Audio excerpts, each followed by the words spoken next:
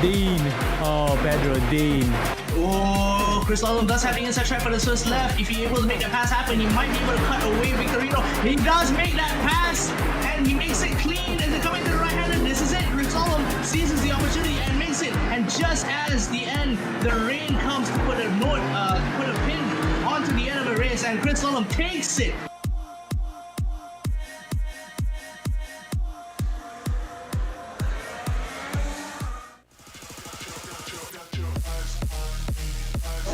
Right there, Big Miranda, Pedro Zuma into the wall. It's actually Valero. Valero's actually gone up into the barriers, coming up to the cutting. David Todd making his way back up, has already climbed 7 positions. Oh, it's supposed to be soon there. Then it goes up. So right now, this is going to be where it's going to get shaken up. David Todd passes them while they are in the pit through the mountain straight now, going 3 wide. Oh my word, that is probably one of the best shows of the entire season. So we have 3-way battle going to the most dangerous turn of the mountain. Up the mountain, we have contact right there. These guys going absolutely crazy. It's going to come down to the final corner, Murray's corner. Who is going to have to lead? We may have a drag race to the finish line on our hands, folks. You see David Todd right now going into the pit lane.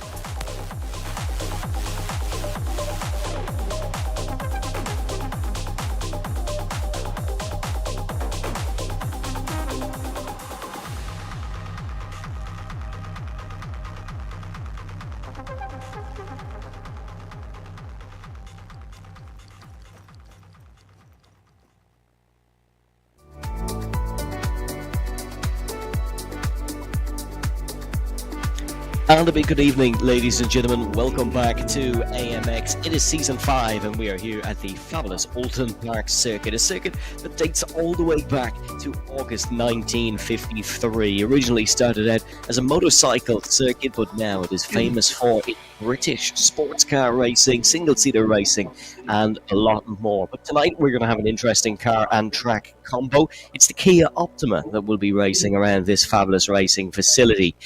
My name is Evan Dalton. It's a big welcome to you folks at home for what should be an absolute fabulous race here this evening. And it will be the ever so fabulous Julian alongside me. Julian, how are you keeping?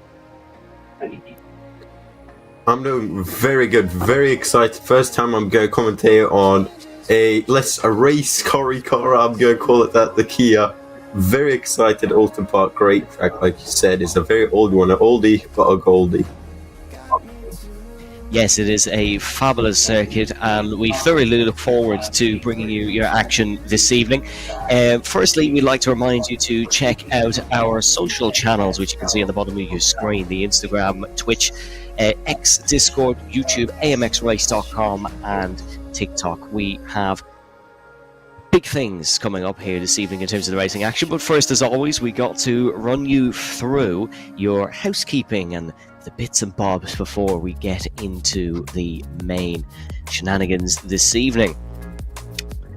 AMX Sim Racing World Championship Season 5, doesn't that sound fabulous? May 25th to August 18th, $15,000 in next level racing gear on the line in the season prize pool. Most races in a year. We have a fabulous variety of car and track combos that you'll hear me barking on throughout the evening. This is of course AMX 0, so it is slightly different to other formats. Well, every format is individual, of course. It is a 15-minute qualifier, then we have a top 15 reverse grid, heat 1 15 minutes, then another top 15 reverse grid, then heat 2 is 15 minutes. Prize amounts for every standings is the same for every session. Traffic cams required, of course. You will have known that from the rest of the races this season, and of course last season. Pay-up balances over $100 are paid out each month. We race now on Saturdays and Sundays. A weekend exclusive is AMX. If you want to be a part of it, sign up to race anytime. amxrace.com. Here's your schedule then. Of course, you'll know when AMX 5 is racing on Sundays because you're here watching us now. Or sorry, AMX 0 racing on Sundays because you're here watching us now. But AMX 5 races Saturdays and Sundays at 5:50 p.m. GMT and 7:20 p.m. GMT. Then you can see AMX Zero racing at 5:50 p.m. GMT, and then once AMX Zero races, you know you've got AMX 20 to look forward to afterwards. That is at 7 p.m.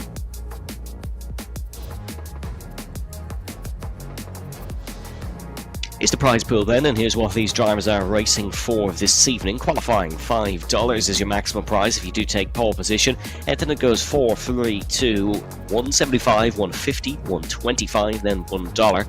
And it is 90 cent, 80 cent, 70 cent, 60 cent, 50 cent, 40 cent, 25 cents. So even if you qualify 15th, which we know racing drivers don't like to do, you still pick yourself up something.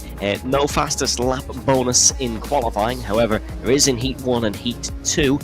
The total per race that can be earned $73, so a fabulous prize pool indeed. And of course, it is the same for all 3 sessions. Now we're going to have a quick look at our fabulous Oulton Park circuit here this evening. It is a 4.307 kilometer circuit, 2.692 miles, and it is located in, of course, the United Kingdom, close to the village of Little Budworth, and by village I mean minuscule village, and that is, of course, in Cheshire. It's about 21 kilometers from Cheshire city centre. It has hosted Formula 1 non-championship events, no Formula 1 British Grand Prix here, but did host the Gold Cup from 1954 to 1982, Paul Hawkins being the most famous man winning the 1969 race. It's hosted many a British Touring Car Championship race. If you're a fan of the British Touring Car, you will know Oulton Park, as well as, of course, the other M Sport Vision circuits. In 2004, it was bought by a consortium led by Jonathan Palmer, father of former F1 driver Jolyon Palmer. And then, of course, the cars that we're racing here this evening. We wouldn't have a race without cars. This is the Kia Optima. It's a slightly different car, but of course that's what we provide here at AMX. So unusual car combos, free 75 brake horsepower. So it's a nippy enough car, forward wheel drive. It's about 1,360 kilograms weight, so can be light enough. And then, of course, you have your sequential gearbox. Not to 60 mile an hour, not to 100 kilometer per hour, about 3.5 seconds. That is quick. That's up there with some GT3s, some GTEs. It has a nice fuel capacity as well, and a top speed of approximately 293 kilometers an hour. So it is a very quick car.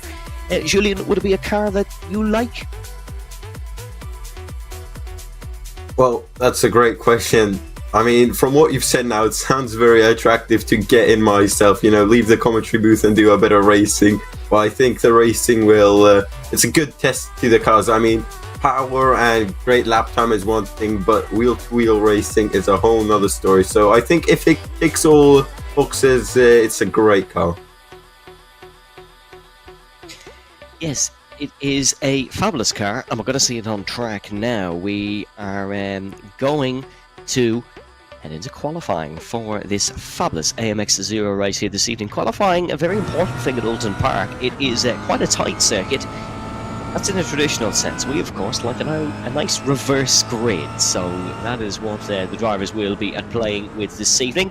In terms of qualifying so far, it is currently the fabulous Gaston Kilhavy who is on pole position. A great season last season for Gaston Kilhavy. He was P4 in the overall standings, P4 at AMX 10, and P4 in the AMX rear-wheel driven championship. These, of course, are for wheel-driven cars, so maybe not his car of preference, but still excellent lap so far for him indeed. Make sure to check out the live timing, of course. You can see it on the QR code to the right hand side of your screen. But Oulton Park, maybe not some drivers' favourite circuits, Julian, but can certainly provide us with some good action. It's definitely one of those circuits you either absolutely love or despise with all your head. But at the end of the day, it's got some great overtaking opportunities. Like you mentioned, though, very tight, so it'll be very interesting to see how that reverse grid pans out over Heat 1 and Heat 2. As the best overtaking spot is going to be after the straight, which there are a few smaller straights. But in these less powerful cars, it is very important to keep your apex speed as high as possible, and also getting great exits, full wheel drive, so a bit more understeer than oversteery. We'll see how that depends on the driver, but we're still on board with Fabio Zamperini.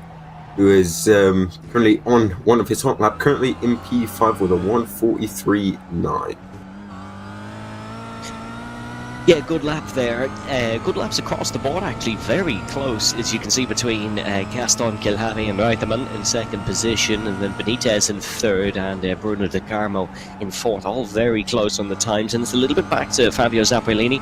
And then we head into the 44, as you can see. Some familiar names there to AMX. You can see Mauro Villarreal, Eduardo Dantas as well, and Simone Seminara.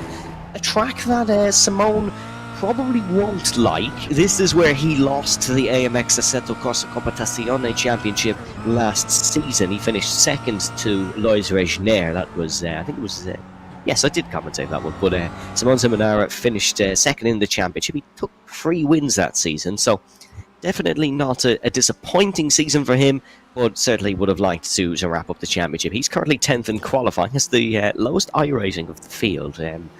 Oh no, he doesn't, sorry. There is one more below it. I was going to say the producer's not doing him any favours showing that one. But Simone is a driver who can put it up amongst the best.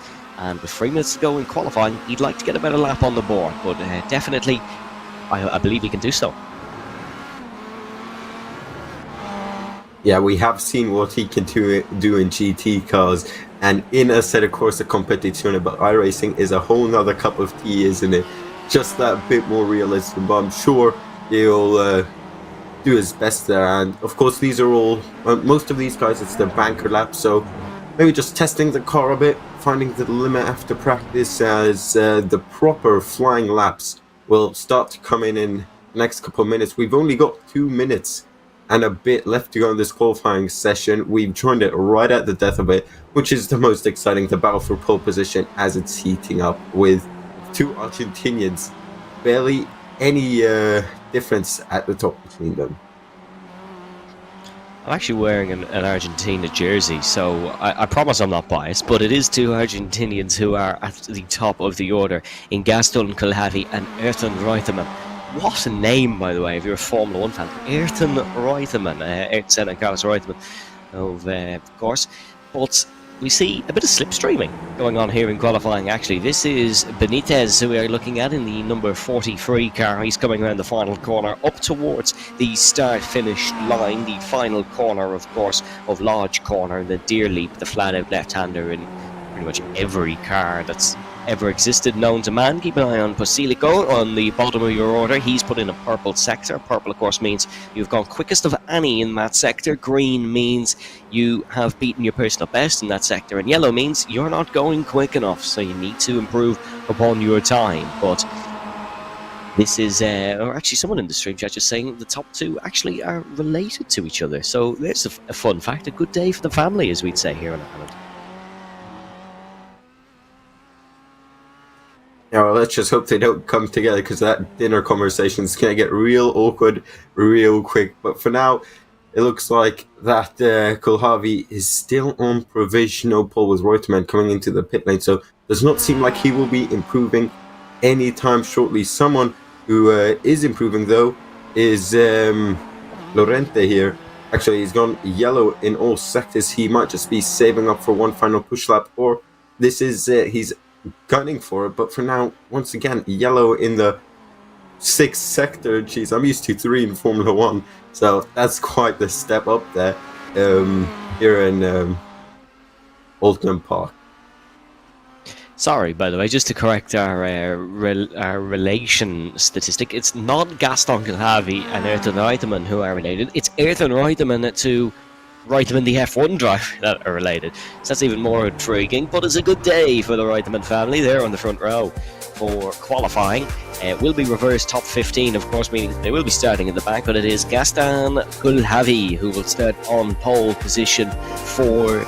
No, he won't start on pole position. He's taken pole position. I will eventually get used to it, folks. I definitely haven't been commentating on AMX for 3 seasons. It is Gaston Kilhavy, your BenQ session winner for this evening.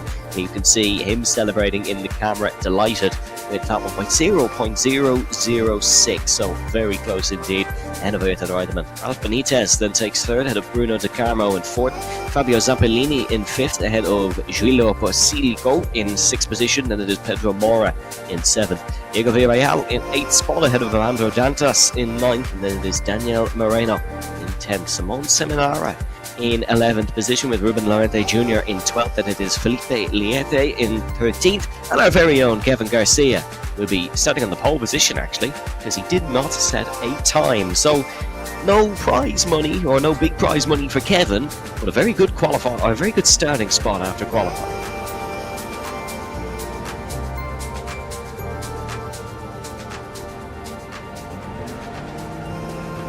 And as we head into the race now, folks, we have the cars on the grid here. I do believe it is a standing start. Someone might correct me if I'm wrong with that, but I do believe it is a standing start. It is a standing start, so we will have the drivers go from 0 to 60 off the line and try to get the best run in towards the first corner of Old Hall Corner. You can see the Kia Optima is just standing still, awaiting the battle that will commence. Remember, we have 2 heats coming up here, folks, 15 minutes each. It's going to be a good one, Julian. It is indeed, and you gotta love a standing start. It's down to reaction and all about throttle management. Going into turn 1, and it is go, go, go, go, go.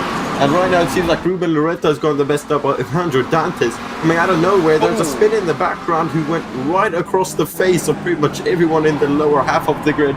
But the pole man has not had a great start, has he? And there's more contact. Carnage, carnage, carnage here at Oulton Park. There is loads of cars going around, heading in towards the first corner. The timing screen is all over the place. It is Evandro Dantas that leads this one. Gaston Gilharvey is already in third position. He is up 11 spaces in towards third spot. There was trouble for Kevin Garcia, who I don't believe is in the race. There was trouble for Bruno De Carmo, and there was trouble for Daniel Moreno as well at that race start. There was a car got round before we even reached Old Hall Corner and down the avenue. But Evandro Dantas has got away well indeed. He leads into Britain's for the first time, up through the right and left and accelerating out of the corner. We are on board with Benitez as he's chasing down Gaston Gilharvey, the man who was quickest in that session. Ayrton Reutemann having some trouble as well. He is down to 12th spot, but a great start for Evandro Dantas. Yeah, and there once again you have the picture-in-picture between the race start and the live. Seems like it's just moving across there and just being collected passenger, and after that all hell broke loose coming into turn 1, and everyone was expecting a bit more grip. Of course, tires not up to temperature yet. It's going to take a couple of laps until they've got their qualifying grip back, but what a start by Gilharvey, up 11 positions. Absolutely brilliant from him. He's pretty much where he qualified by now. He qualified in P1, he's currently in P3, and you know what, we said that it would be very difficult for the guys qualifying at the front then with a reverse grid to fight their way through. Well, he is currently, well, now he's in P4, but he is already as far up as I would expect him after 8 laps. Yes, you would be a fool probably not to predict Gaston Gilharvey to go on to maybe win this race. You can see the 2 face cameras, the opponent camera down in your bottom left. It disappears off screen, just to say that, but it was there indeed. We have 8 laps of racing here in heat number 1, so that's going to be 8 laps for Evandro Dantas to hold off Ruben Lorente Jr.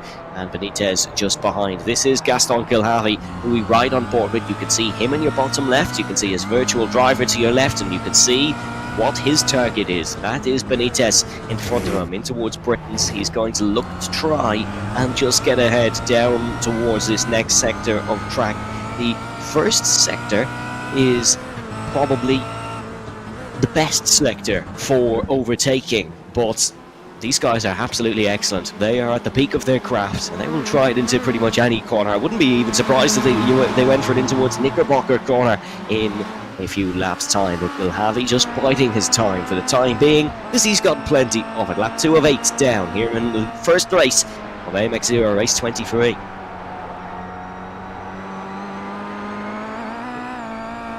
Yeah, I think he knows as well that he's he's got plenty of time, no need to stress, no need to cause a collision and go right back to where he started, but a bit of a straightaway. And slipstream in these less powerful cars is absolutely massive. Of course, the car behind has got the toe all the way down these straightaways, and most importantly, going into turn 1 and into the heavy braking zones, as there's two individual battles starting to form. You've got Lorente right behind Dantes, but who we are on board with is Kulhavi right behind Benitez. So already about for P1 and P2, but these four snaking away through these opening couple laps, nose to bumper it seems like.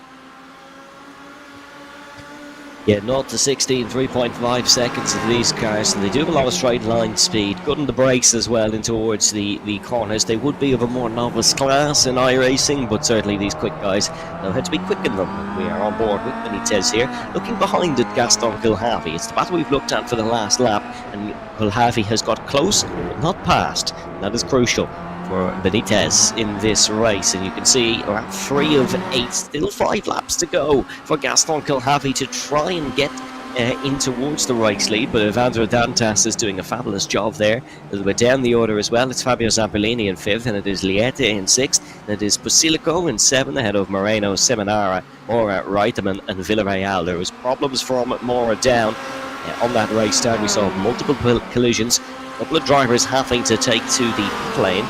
That is what led them down the order. This is Ralph Benitez that you're looking on with in the bottom left. You can see the concentration upon these two drivers. They want this spot, they want this prize money, they want this points. Big things at stake here in AMX 0 so far.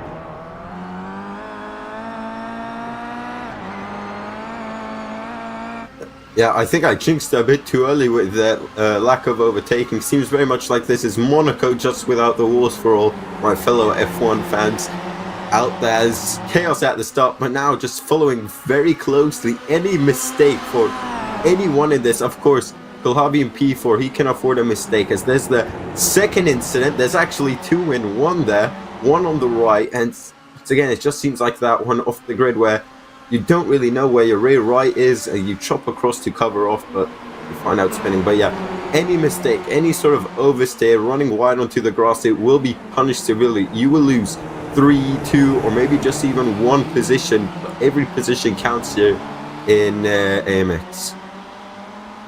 Yes, absolutely does. I've never heard a truer word said, Julian. Every position counts.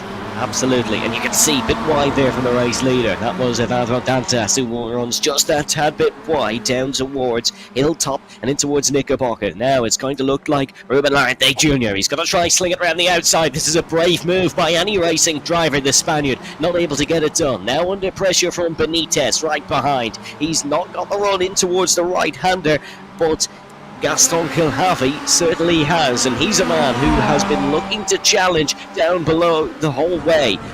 Right into the slipstream he goes. There was no move available on the inside in towards that corner. He's got to just bleed off the speed early and go for the slow in, fast out technique down towards the final corner. No manoeuvre available here, and you can just see how little space there is here at Oulton Park. He's not able to get the job done. My goodness me, is this an intriguing battle as there's a slide for Ralph Benitez out of the final corner. Yeah, a bit of contact there. These guys so close to each other. Any sort of Constantino effect and you just won't be able to react. And it's exactly what we were talking about early on. Dantes going a bit wide. Lorente was there, but then turned out himself losing a position. But now Benitez is having a look on the inside, pushing off the track, still side by side between the two. Benitez then now on the inside as sling they go to the left, but still Lorente manages to stay in front and survives one attack. He has to go from attack to defense very quickly. Then that's another thing that makes this driver so skillful, having that awareness behind them in their mirrors to know exactly what the driver behind them is doing. Evandro Dantas still leads at the front, but it's certainly not a cemented lead here at Oulton Park. The full circuit variation being run by these drivers today, and they're all doing a very good job at it. It's a four-wheel driven Kia Optima is the car here of choice this evening, and four-wheel driven cars actually do have a lot of history at Oulton Park. Sterling Moss took a four-wheel drive Ferguson to victory, and it was technically the only time a total traction car has won a Formula 1 race. It wasn't on championship though, but that doesn't matter. We're still going to use it for the statistic books. These drivers will be looking to follow in the footsteps of Sterling Moss and get a fabulous victory here at Oulton Park, and it is Ruben Lorente Jr. who's looking to do so right in the tail of Evandro Dantas. Since this race started, Dantas got the better start of the bunch, but Lorente has been with him for so long. You can see just how close he gets to the 32, I should say, in front of him. The number 8 Spaniard is hot on the heels of the Brazilian. Here comes Ralph Benitez though, trying it round the outside. That'll become the inside for the Old Hall corner at turn number 1. Who's braver on the brakes? It does look like it's Lorente, but Benitez does keep a car inside. Here we go, door-to-door racing down the fast corner of Denton's and in towards the left-hander of Cascades. Lorente on the inside, and it looks like Benitez just has to fall into line. Cracking defence by Ruben Lorente Jr. Lorente went a bit wider, and Benitez is sniffing at another opportunity. Seems like he's just missing a couple of extra horsepower or a bit of a longer straight, but now look at that, Lorente goes wide, and that's exactly what we were talking about. One small mistake and you can end up losing 2 positions behind him now. Kilharvey is sniffing P3 and he wants this podium right here. He's now on the outside though. It will go to the inside into the very tight chicane. He's gonna have to give way. That is very much a one-line corner. Yes, problems for Ruben Lorente Jr. He's now under pressure from the fabulous Gaston Kilharvey. He was the Argentine, a lot of experience in AMX, 4th in Season 4, 2nd in Season 2. He's looking to get the job done in towards Knickerbocker through 10, 11 and 12. Gaston Kilharvey with a fabulous move indeed on the Spaniard of Ruben Lorente Jr. I tell you what, lap 6, probably not one to remember for the number 8 driver, but he's looking to have a better final 2 laps on lap 7 and 8. This is Benitez and Dantas. Argentine 1-2 in qualifying, Brazilian 1-2 here so far in heat number 1. It is a day for South America, and Ralph Benitez is looking to go from pretty much back to front. He's gained 10 positions so far in this race. He's looking to make it 11. He will not settle for 10 positions so far in this race. He definitely wants to make it 11, and he gets so close in towards Old Hall corner and down towards Cascades. No move so far for the time being. 0.2 a second quicker for Ralph Benitez on that last lap though, so it seems like the flow of this race is just heading his direction. Yeah, the battling between Kilharvey and Lorente has brought Zamperlini right into it, and it's given Benitez a bit of a breathing space. Now gap of 1 second on them. They were fighting very hard, and now he wants P1 and he wants to have gained 1-1 position. So it's a day of ones could be here for Benitez, who is very close. As you mentioned, he was quicker last time around while battling as well, so that is some achievement.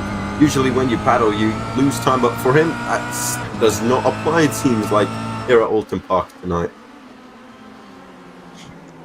Yes, Oulton Park providing us with the action 3 variations of this circuit: the International, the Island and the Foster's circuit. International, if you're wondering which one this is, it is of course the full variation.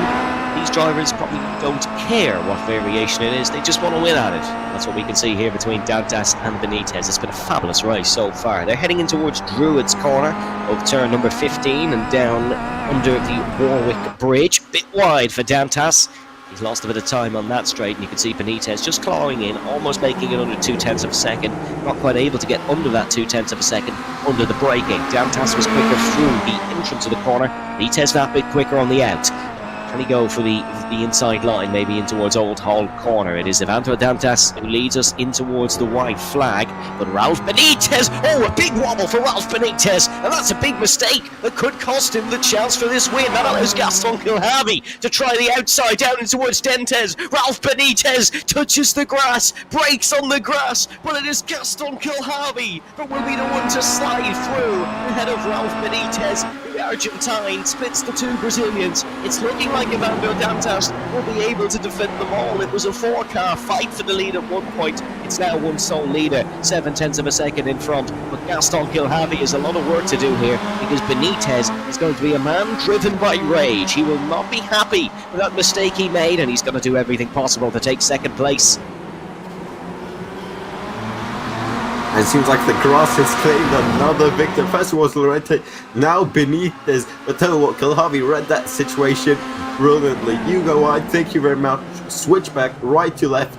Evandro Dantas will say thank you very much. I've got a bit of breathing space, but that space has now quickly disappeared, already down to 3/10. Kalhavi, so much more grip and confident in the car. It seems like he's absolutely gunning for it. Evandro Dantas does have the advantage, though. He is leading, and at the end of the day, it doesn't matter how quick you are, as long as you're in P2 and not in P1.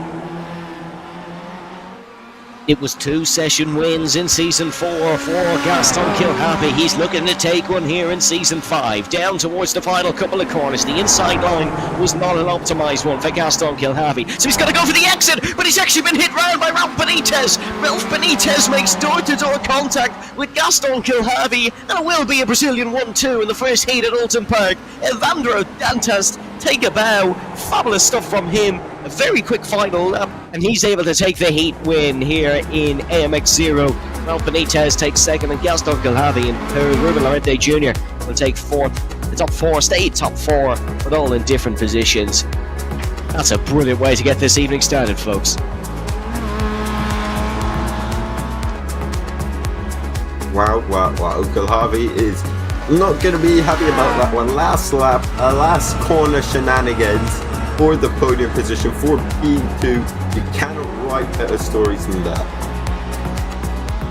Yes, that was a fabulous race indeed. No messing about, just 4 drivers going for a race win and battling hard for it. That's what we love to see. That's why we tune in to AMX so often, and I do hope you guys enjoyed that one at home, but I have absolutely no doubts that you did. It was a cracker from start to finish. Absolute belter. And we'll get your full confirmed results and the BenQ session winner up in a couple of moments' time, but don't go anywhere because we've a second heat coming up very, very shortly. Fortunately, Diego Villarreal has to finish this first heat first. It wasn't a race to remember for him.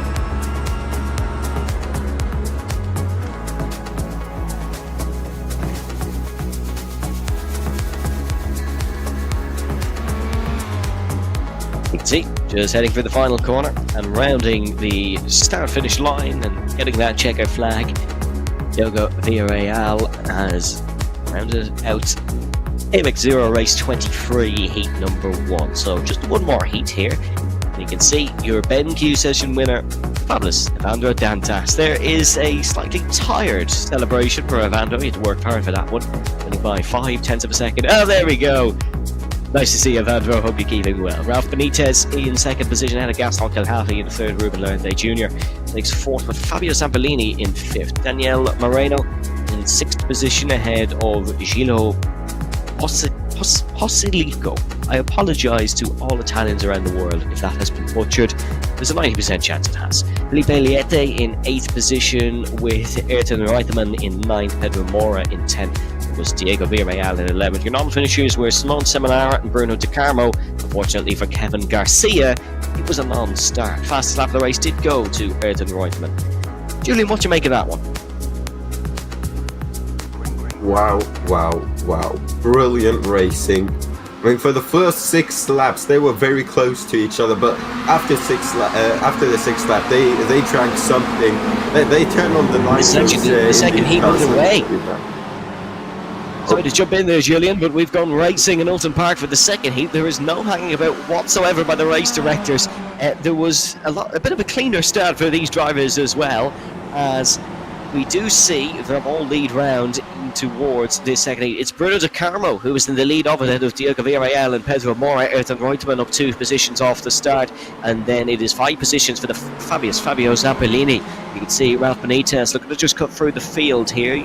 Evandro Dantas, your winner from Heat 1, starts 12th, and it is Felipe Liete who is down in towards 13th position. Daniel Moreno, who's actually dropped down to 13th now, so a bit of a problem for the Argentine here, but Bruno De Carmo starts Heat 2, a lot better than he started Heat 1. He's your race leader.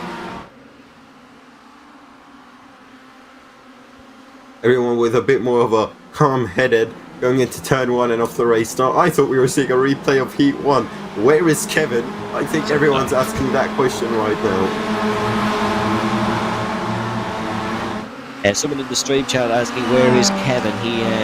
I think something came up from him. He wasn't able to make the race. He put a message in our commentators chat because the race director was complaining to him for not putting his face camera on. We give out to the drivers all the time and we remind them to put their face cameras on, so we have to do so too. What's the phrase? It's live as I say, not as I do. But in terms of no, we do hope Kevin is returning to the AMX screens too. Here's the Daniel Moreno incident on your picture-in-picture. You can see a little bit of a nudge from behind, and unfortunately that sent Moreno into the gravel at the Shell Oils corner. Very similar incidents to the ones we've seen so far, just tagging the rear end. Those seem to be rather popular around Oulton Park today. And look at that, Kulhavi, another brilliant start for him. Last race he was up 10 positions, as right there I think, yeah, Villarreal going a bit wide. Once again, the grass has claimed another victim. Yeah, Kulhavi up 8 positions. He seems to be a fast starter in the AMX Z. Still, Bruno De Carme, he's got a 1.3 second lead right now on P2, who, instead of looking forward, is having to look in his rear view mirrors because he's got Oulton Reutemann right behind him, just sniffing and waiting for some chance to get by, but very tight around here, and just like Heat 1, nose to tail through the opening couple of laps. Yeah, great start from Bruno De Carme. Good start from Pedro Mora as well. It was 3 spots gained in the start for him. As we take a look at him on your picture-in-picture, his best lap, the last lap, because it was the second lap of the race, of course. We're still just getting things underway for the second heat. The drivers not in the groove just yet. Bruno De Carme, though, has a comfortable lead at the front. It was a lead that Evandro Dantas didn't see once. It's well over the 1 second barrier. Obviously, there's no DRS or anything in F1 like you get with the 1 second. But 1 second usually a good indicator to see how a driver is performing. If he can break that 1 second barrier in AMX, especially in such a short format, we're doing well indeed. Here's Oulton Reutemann. See him there in your bottom left. He's looking to try and get past Pedro Mora and break that Brazilian 1-2. It's almost like a Copa America fixture here at Oulton Park. Brazil versus Argentina. It's a lot more Brazilians than there is Argentines, but it's sort of a 2v2 at the front. Carmo and Mora leading that one. Let's have a look at the picture-in-picture. This is your Felipe Liete incident. And just T-boning that. Very unfortunate, as it's pretty much a blind corner until the last moment where you start to see what is that. Well, there was a car parked on the racing line. As you mentioned, 2 Brazilians versus 2 Argentines. Well, this is how you settle the debate. Which nation is better at racing, football? Other sports are available, but the AMX Nation Cup, this is it pretty much. As still Reutemann following closely behind. He's just waiting when he can get past. Maybe waiting for a bit of a mistake from Pedro Mora. It's very much playing the patient game, putting them under pressure, showing them that you're there, and then just sneak your way by as...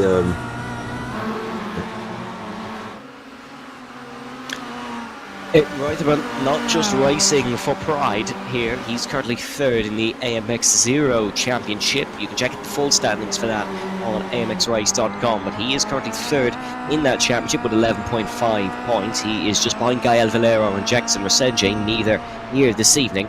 So he'd like to get one up over 2 of the top runners from last year's championship, but he does have Gaston Kulhavi right behind him. Let's have a look. Kulhavi, great run out of the final corner. He's going to go for the outside line down towards turn number 1. Oulton Reutemann going to give him the big squeeze. It's Reutemann on the inside, Kulhavi on the outside. Kulhavi 27, Reutemann 14. Kulhavi's going to have to be brave to sling it around the outside just there. There was no move really on, and Oulton Reutemann played his cards very well in towards that corner. A bit wide for Reutemann though. That might allow Gaston Kulhavi to get past. It is an invitation for the fellow Argentine to maybe make a move down lakeside, in towards the island bend, in towards the Shell Oils corner. It's outside in towards here for Gaston Kulhavi. Oh, this is exceptional from Gaston and from Oulton Reutemann to keep it side by side in through here. Reutemann stays ahead for the time being. Kulhavi sits just behind, and you can see a well-defended manoeuvre from Oulton Reutemann, but it is a quick left-hander coming up here, and Kulhavi has to be careful not to squeeze Reutemann in towards that big ball out on the left-hand side, and Gaston Kulhavi's perseverance pays off. He finally gets the job done, down towards Hilltop, in towards Hislop, It's job done for Gaston Kilhavy. Absolutely incredible, keeping it side by side for a whole sector there or more, battling it out. It was fine margins at certain points. Kilhavy managed to get in front. He tried it round the outside of turn 1. That does not work. Very much a one-line corner. Reminds me a lot about Hockenheim turn 1. Very quick, and the only way to make a move around the outside is to track extend on the exit. But going side by side around a track like this for so long requires skill, but also great communication between both drivers. Kilhavy now up 9 positions as he's going to set after Pedro Mora now in P2. Yeah, deja vu for Gaston Kilhavy. He finished 3rd in heat number 1 behind 2 Brazilians, and despite valiant efforts to overtake them, he was not successful in that endeavour. He finished 3rd. If he did take 3rd here this evening, I do think he would be your evening winner here for AMX Z, because he took pole position as well, of course, but that is a conversation for later. We're on lap 5 out of 8 here in the Kia Optimas on AMX Z race 23.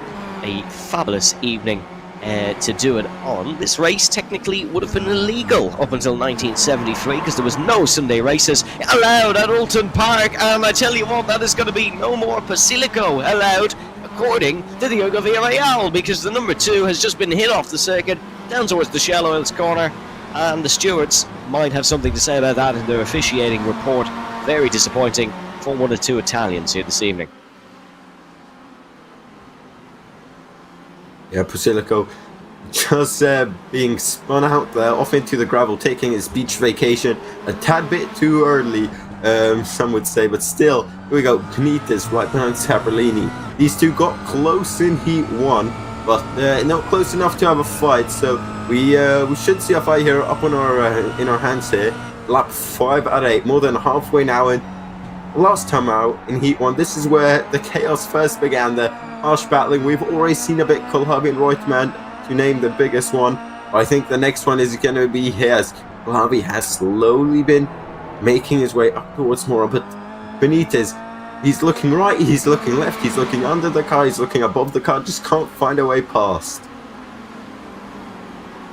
No great battling between Fabio Zappellini and Ralph Benitez. Fabio, a fan favourite, I should say, of the show, and he is doing a good job in 6th position. Likes this Oulton Park circuit, does Fabio, and he's showing that as well. Oh, is that a problem for Pedro Mora? Potentially a slowdown there, as he has dropped the spot to Gaston Kilhavy. He's actually dropped 2 spots to Gaston Kilhavy and Ethan Reutemann.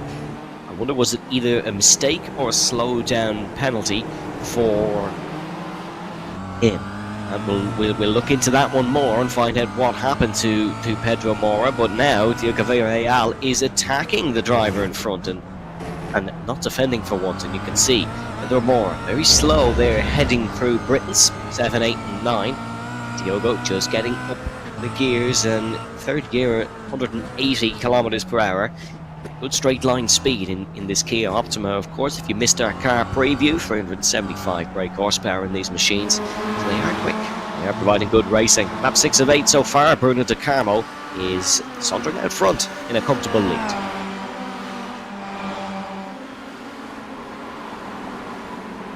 Yeah, 2.6 seconds the gap is now. Kilhavy managed to get into P2 after. I think it was a mistake from Mora, I would guess so. Maybe just running a bit wide, but now Villarreal and Pedro Mora very aggressive, chopping across each other. Mora, he's trying to defend the inside, he just managed to get to it as Villarreal, quick reactions there to avoid a collision, going into the right-hander as down the main straight they go. Now already some individual battles starting to form. P2 and P3, P4 and P5, but also here P6 and P7. Benitez got past Zappellini. We completely missed that, but it's just getting started. Lap 7 out of 8. We've got 2 laps remaining, and this is exactly what we were expecting, exactly what happened in Heat 1. Everyone giving it full beans for the final 2 laps here. Yes, this is the final couple of laps to make a move and to pick yourself up a nice prize in our fantastic prize pool here in AMX Z. You can see Fabio Zappellini is one of those drivers looking to gain a couple of spots. There is the prize pool on the right hand side. He's looking to try and get past Ralph Benitez, who was a man of conversation in the first heat. Had a great result, did Ralph, and drove very well indeed. You can see Fabio Zampolini just looking to try and get past his fellow national. Out of Britain's downhill top, sometimes called Foster's, depending on the circuit variation, in towards Hislop. Is not much overtaking opportunities arising for Fabio. These drivers all staying line astern for the time being. Your race leader Bruno De Carmo, though, he has no one else in his thoughts other than that illustrious prize coming up in a lap's time. Lap and a half.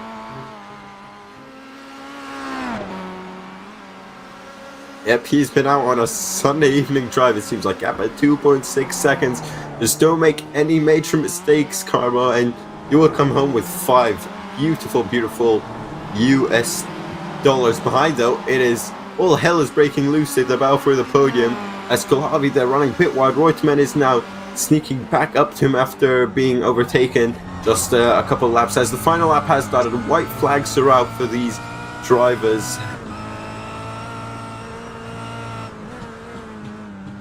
White flag is raising. That means it's the final lap to make your moves. These drivers know that, and they'll have been teeing this opportunity up for quite some time. A little bit wide there by Villarreal, or by Mora, I should say. Villarreal looking to pounce. He's going to go for the outside line and towards this quick left-hander. A very, very difficult corner to do so, and you can just see him just about stay ahead. That is the 22 of Villarreal. You can see just in front of Ralph Benitez, right behind Villarreal in the SART livery. Bruno De Carmo, bit of a bad hair day, but he is right ahead for the time being. 2.4 seconds. Gaston Kohavi has closed it down a little bit, but nothing sufficient that would indicate to you that this race will be lost by the number 12. No fancy paint job, no fancy livery, just business is the order of the hour for Bruno De Carmo, and he's going to come home to take a fantastic heat win here, but the battle is raging on behind it. This is Ralph Benitez going to get ahead of Diego Villarreal in towards the right-hander at Druids Corner. I'm not sure it's going to happen now. Yeah, 1 or 2 more laps and these 4 would have been battling so much. They just need 1 more lap, but it has been this man's race. Bruno De Carmo comes across the line to take the win, and look at how much it means to him. Fist bumps the air as now is going to hide his car back. P2's Kulhavi, and rounding out the podium, Ethan Reutemann. Yeah, it's a fantastic win for Bruno De Carmo. Wins it by 2.2 seconds. Started second and led from the front. There we go! Celebration time for Bruno De Carmo. Give me my money, he says. He's doing, he wants it, absolutely. A great race.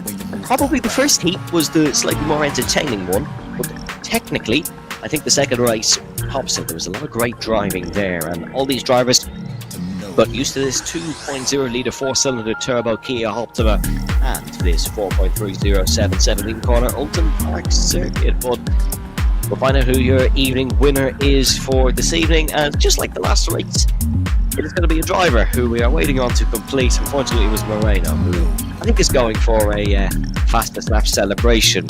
No, sorry, not a fastest lap celebration, a fastest lap. A lot of love for the celebration. The stream chat is what it was supposed to say. Waiting for Daniel Moreno now. He is just enjoying the beautiful view here at Oulton Park. Tell you what, the scenery is absolutely beautiful. As now he gets onto the main straight and he's going to finish the race. Very lonely race. I'm sure he'll come back next time round.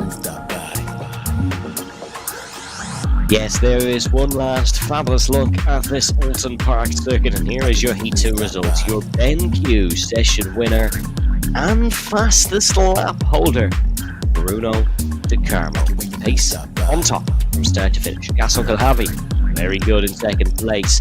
Head over Ethan Reutemann in third. Pedro Mora in fourth, with Diego Villarreal in fifth. Ralph Benitez takes sixth, with Fabio Zampolini in seventh. Simon Seminaro, a bit of an under-the-radar performance for him, but he takes a solid eighth. Giulio Postino in ninth. Again, sorry, Italy. Evandro Dantas, your Heat 1 winner, takes 10th. Felipe Liete takes 11th. And Ruben Lorente Jr. in 12th, and it was Daniel Moreno in 13th. Evan Garcia takes 14th position.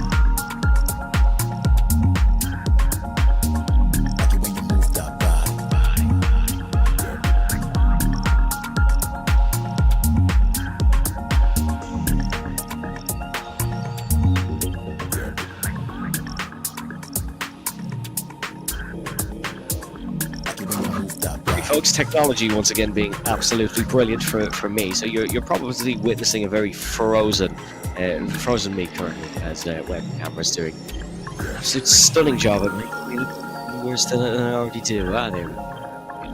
Beautiful cinematics. Thank you very much, directors, for saving me there. A great race here this evening, Julian, and it bodes well nicely, I think, to AMX 20. Some fabulous performances across the field. Great performances, great battles, bit of controversy as well. Heat 1, probably from a commentator's perspective, bit more exciting with action, but not too hate on Heat 2, at all. Great battles throughout. Kilharvey slicing his way through the field like a hot knife through butter. That's one of my favorite quotes while commentating. He was a man on a mission as well, coming through the field twice here at Oulton Park tonight, and we're just moments away from the next race, aren't we? Yes, we are going to be back very shortly, folks, for AMX 20, the all-new AMX 20. Well, you're used to it now, but it is relatively new compared to the season. A big thanks to all our partners here at AMX. Of course, wouldn't be possible without them. And make sure to check out all our social media channels as well. They'll probably come up at the bottom of our screen in a moment. Absolutely on cue. You can check out our Instagram, Twitch, X, Discord, YouTube, and TikTok channels, and make sure to check out amxrace.com if you'd like to enter into more fabulous AMX races. A big thanks to all our drivers for taking part in this one. A big thanks to you at home as well. Firstly, don't go anywhere, because AMX will be back in a few moments' time for some fabulous AMX 20 action. Myself and Julian are very much looking forward to it.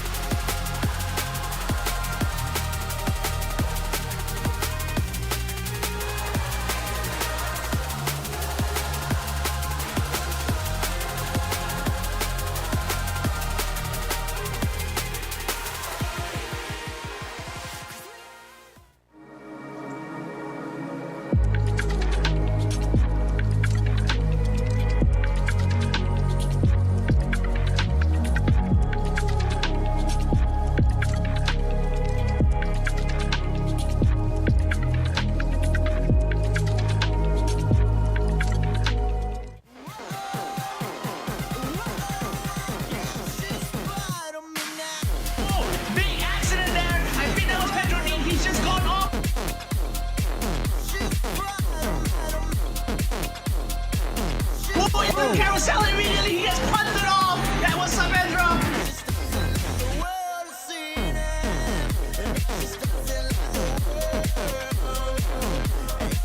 Aguilar, he's gone up, he's been tapped, and he's into the barriers. Oh, the rejoin! Oh, and no! Dean. Oh, Pedro, Dean. Oh, Chris Oulton does have the inside track for the Swiss left. If he's able to make that pass happen, he might be able to cut away Victorino. He does make that pass, and he makes it clean, and they're coming to the right hand, and this is it. Chris Oulton seizes the opportunity and makes it. And just as the end, the rain comes to put a pin onto the end of the race, and Chris Oulton takes it.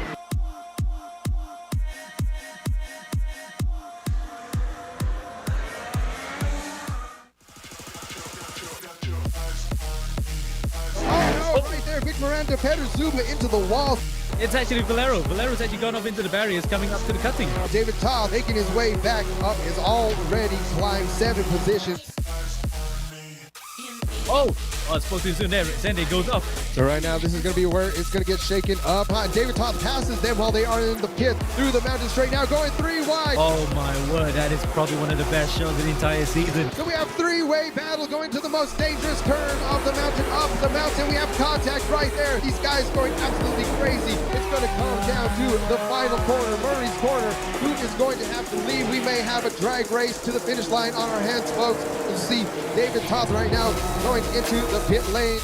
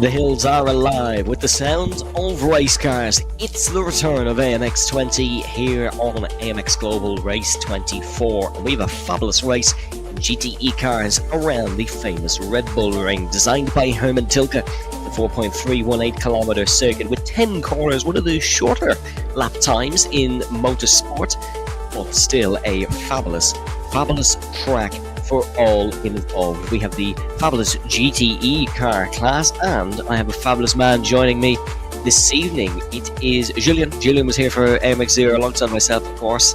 Julian, firstly, how are you still keeping? And secondly, what can we look forward to here this evening? Tell you what, I'm doing even better after those two heats. Brilliant. I'm very excited for GT racing around Red Bull Ring. One of my favorite tracks. It's a very simple track.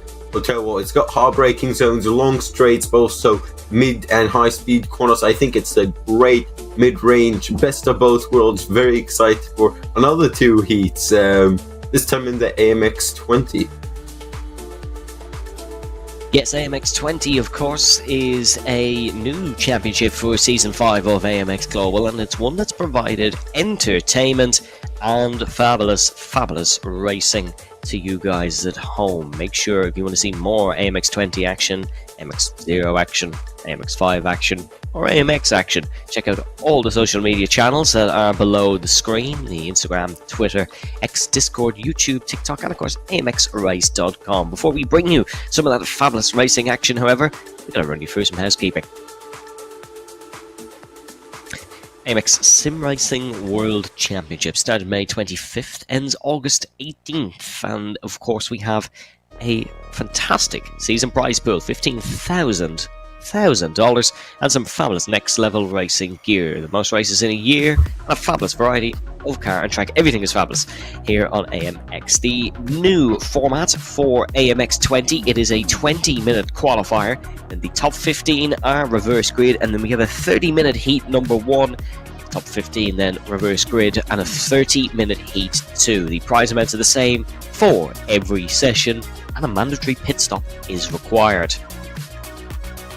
Driver cams are also a thing that is required. You can do that by joining the link via the AMX Discord or the website. Balances over $100 are paid out each month, and race days are on Saturday and Sunday. You can sign up to race anytime at amxrace.com.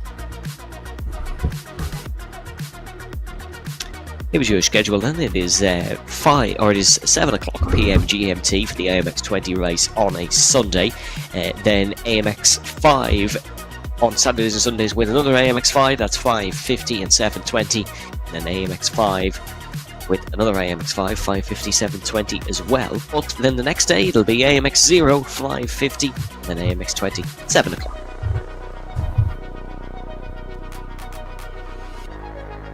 Here's your prize pool then for this evening's action. It is the largest prize pool of the available ones. Qualifying $60 if you take pole position, $40 for second place. Then it is $36 for third, $32 for fourth, $28 for fifth, $24 for sixth, $20 for seventh. Then it is $18 for 8th, $16 for 9th, $14 for 10th, and it is $12, $10, $8, $6, $4, none for the fastest lap, and qualifying $8 for the fastest lap. Heat number 1 and 2. You gotta have a road eye rating of 4,000 if you'd like to race in this one. The total prize pool per race is a whopping $1,000. And here's your leaderboard coming into this one. David Pott leads with 194 points. He's raced twice. He's had one session win, no fastest laps, but that consistency has brought him right up there ahead of Marcus Saavedra in second position. Then it is the Team Redline driver of Chris Lunham in third, with Sean D. Campbell in fourth position. Gael Valero in fifth, your AMX 10 winner from last season, of course. Diego Pinto in sixth position, ahead of Gustavo Arial in seventh, Matteo Victorino in eighth, and Pedro Dean in ninth, and Bruno De Carmo in 10th position. But it's very close all around the leaderboard. There's 6 total AMX 20 races. We've done 2 of them, so still lots of movement available for these drivers to do. And now a brief look at our fabulous racing facility here tonight. This is the Red Bull Ring, which debuted in 1963, or the Austrian Grand Prix debuted in 1963. The A1 Ring, as it formerly used to be called, hosted Formula 1 races from 1997 to 2003. Now, of course, known as the Red Bull Ring. It was redeveloped in 2001, and Formula 1 did return in 2014. About 32 gear changes a lap in a Formula 1 car. Probably slightly less here in a GTE, but the pit lane loss will be about the same. It's about 16.1 seconds. A whopping elevation change as well, folks. 63.5 meter elevation change over a lap, and that is very close to the famous Spa-Francorchamps circuit.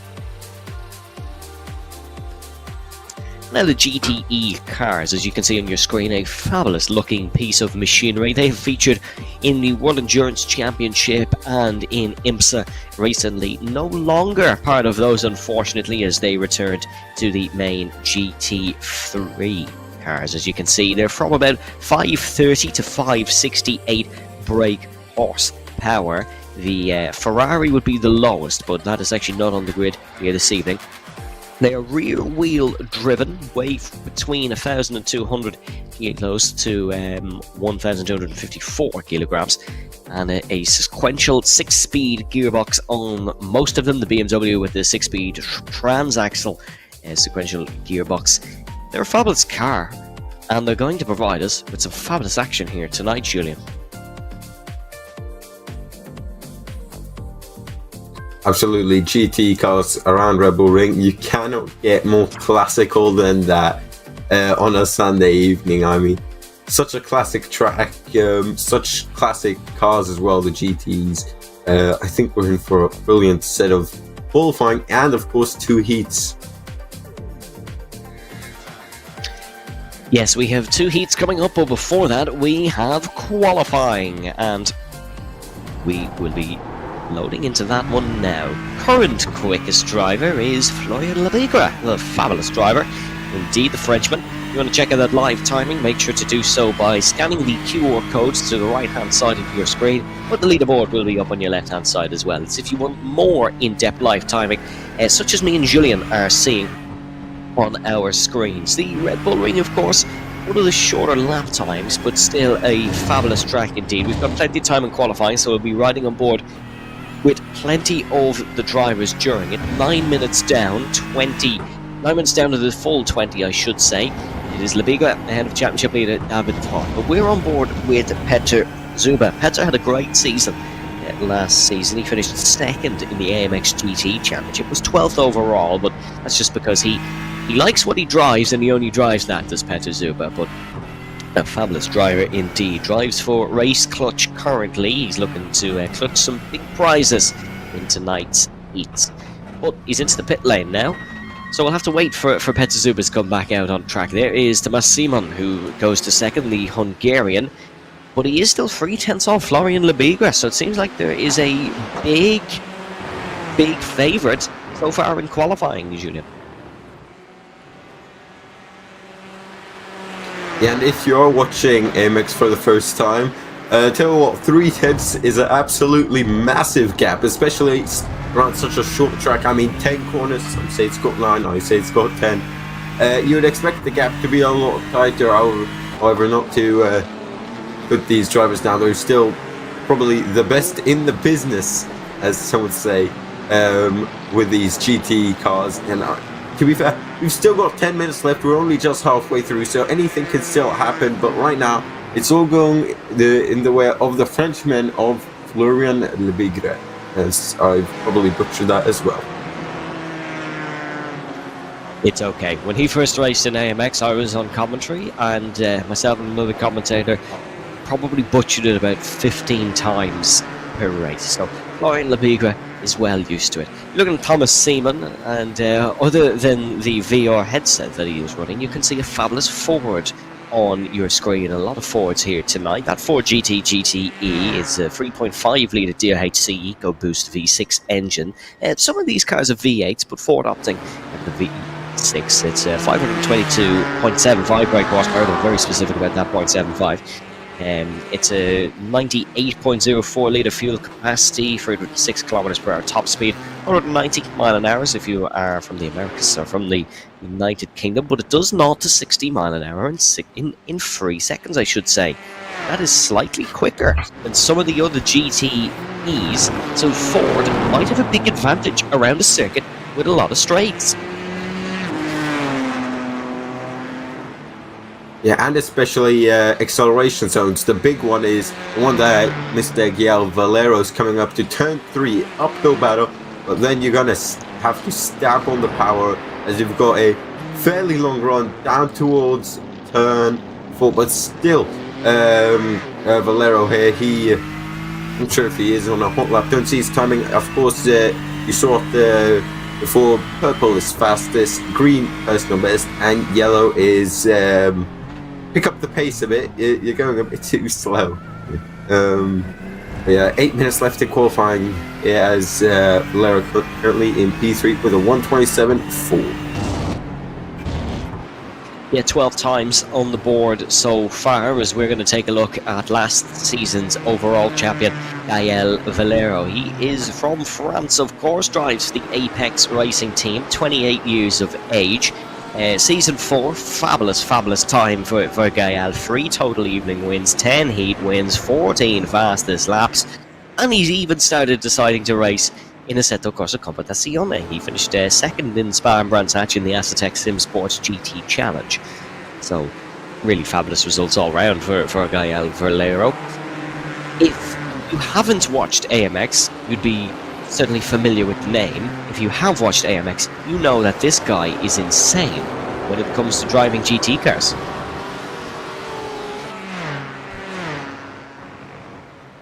Well, he's certainly shown that, as we've now got a whole gang of cars coming across the line. Santiago Aguiar, jeez, I am butchering all of these names, it's fine. Improving up to 7th, as we're now looking at Ruben Lorente, who is making his way through the heart of the track, then turn 5 and 6. The two medium speed corners of the track, both left-handers, now towards turn 8, which is a bit of a king. Pedro D towards goes P9, and now Gerald Sardini with a 1:28.8 is looking to improve on his time and looking to move himself the order. Yeah, we're currently looking at Gerard Sardini Jr., and he's the only man out of the bunch in a Porsche. He has opted for this Porsche machinery, as we see one of the comments on humble or a sore user, as we see Gerard running the slightly different car. Is this one of these things, Julian, where if this turns out to be the quickest car who's pulled off a masterclass, but he is leaving himself open to being the slowest? Well, it could also be down to personal preference. I myself, when I do play GT cars in, I said, of course, I prefer the 911. Not because I'm biased, because I'm from Germany, I just prefer the way it handles. However, I'm not sure if these guys were experimenting. You see quite a few 4s, as Valero now only half a tenth behind our provisional pole setter. Not sure if these guys were experimenting between what is quickest. Of course, you want straight line speed. Pretty much the entirety of Sector 1 is full throttle, but then Sector 2 and Sector 3, you need that downforce. And to be honest, I'm not really sure how the cars are different from one another in those criterias, but if it's what he feels most comfortable with, then he should go for it, even if it may seem slightly odd. Yes, we see Florian Lapiga still quickest of the crew in the Ford. I know in the GT3 cars, now that doesn't necessarily mean it's going to be this transfer well in GTE. The Porsche is really strong in corners, and when it's driven on the edge, it can be very quick. It also doesn't falter in high speed. Now, I'm not sure if that directly transfers to GTE machinery, but 99 times out of 100 it usually does. That could be why Gerard has gone for that one. There is Victor Miranda, who jumps up to 6th position just behind Bruno De Carmo. You can see he is looking at some form of settings or something going on, probably one of his last qualifying laps here as we see them head up the hill. He actually slowed down and he's going to let the quicker driver through. 3 BMWs here on the grid. Julian is going to have a difficult time picking which German manufacturer he prefers in this evening's race, as we have 2 out of 4 being German. The BMW 560 brake horsepower, so it is quicker than the Ford. But that'll be interesting. See how that one plays out. Here's Dino Filippa coming towards the start-finish line, heading for the Red Bull Mobile curve. He will jump up to 8 spots, so a decent lap there from Dino Filippa.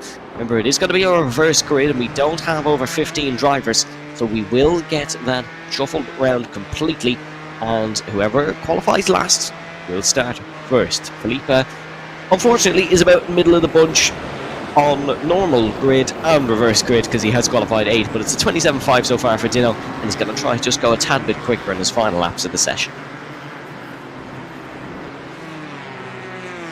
Yeah, he didn't look too happy with his lap. He was shaking his head a bit there, but there's a lot of cars there, and I just want to take a moment to talk about the absolute slipstream you get. I mean, from turn 10, you're flat all the way until turn 3, but then there's another straight, so maybe staying behind, waiting for the final lap. Of course, 21, it's a 21 lap race. Maybe waiting until the final lap to make the move could be better, otherwise you're just going to get swarmed. That's how powerful the slipstream is in these GTE cars. But still, seems like we've got a Ford 1, 2, 3, 4, and 5. Only the BMW splitting them in E6. David Todd, who you were looking at, heading towards the start-finish line. Turning on a light, maybe it was a bit dark in this room, but he is certainly lighting up the timing screens. 27.3 so far for the current AMX 20 championship leader. This is Jackson Resenge, who we are looking at heading down towards turn number 1. There was no evening wins for him in Season 4, but he did take 3 session wins, so he'll be looking to continue that here tonight. But he does let one of his fellow Fords through, and he unfortunately won't probably improve throughout the duration of this session. Lebigra is going to start one more timed run here as he heads on to the start-finish straight, but in all honesty, it looks like it's sorted for Florian Lebigra to take pole position. Yeah, Valero's going to need to pull something very special out of the bag, but Victor Miranda, green in the first 2 sectors and purple in the final one. I think he stays in P6 though at 127.4 as the caps start to get closer, but look at David Toth, we were just on board with him. Yellow through sector 1, but purple through sector 2, so the track is starting to ramp up here as we now go on board with him. He's got 2 more corners to go. Very quick turn 9 and turn 10. Rides the curve beautifully, runs it out wide. Track limits not a problem in these GTE cars as much as in the F1 cars. Across the line, can he get provisional pole? So 127.197. Oh, sorry, that is Florian's time, as he does not improve in the end. No, he does not. David Todd goes very close to Florian Lebigra.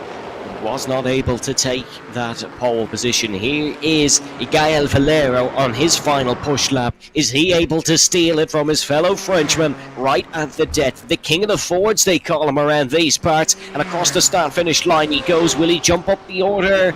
He will not. And Gael Valero will stay behind for the time being. That'll be that, folks. That will be qualifying. No one able to dethrone the fabulous Florian Lebigra. He takes the full prize here in qualifying, and he is your Ben Q session winner. We'll see it pop up we'll see it pop up right now. There he is to your left-hand side. Your Ben Q session winner is Florian Lebigra. Gael Valero in second spot. That was David Potts in third. Thomas Simon in fourth. Bruno De Carmo in fifth, with Victor Miranda in sixth. Dino Filippa in seventh, with Peter Zuba in eighth. Santiago Aguirre in ninth, ahead of Jackson Resenge in 10th. Pedro Dean in 11th, with Gaston Kilhavy in 12th, ahead of Ruben Lorente Jr. and Gerard Sarande Jr. Top 15, now reverse grid for the half an hour heat. It's got to be a good one.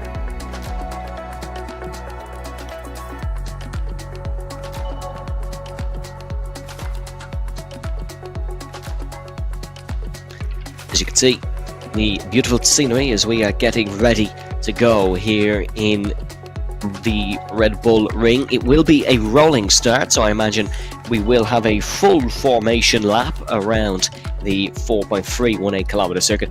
It's not that long, in all honesty, so you can get away with that full formation lap. Here's your grid though, and it will be the Spaniards on the front row, Julian. Yeah, it's an all Spanish front row that has just moments away from getting racing. The safety car, or the I'm not sure if it's the pace car, I'll call it that, of the Porsche 911 there. 10 corners around the Red Bull ring with 6 to the right, 4 to the left, and they are moving then. We're just a couple of minutes away from racing action then, as Gerard Sardini is going to lead us away ahead of Ruben Lorente. The two juniors line up in P1 and 2. Yes, it is Gerard Sardini ahead of Ruben Lorente Jr. on the front row. Then it is Gaston Colhavi in third, Pedro Dean in fourth. They are in row 2. Jackson Resenge for Canaan Esports in fifth. Santiago Aguirre in sixth position. Peter Zuba is in seventh with Dino Filippa in eighth position. Victor Miranda lines up ninth with Bruno De Carmo in 10th. Bruno drove very well in AMX Zero earlier today, so keep an eye out for him. Later on, it is then Thomas Simon in 11th with David Thott in 12th. Your current championship leader, David Thott, lines up just one row from the back, and then your back row, which was your quickest in qualifying, is Gael Valero and Florian Lebigre. What an excellent grid that is, and I'm thoroughly looking forward to this one. Julian, any predictions for who can maybe take the win tonight?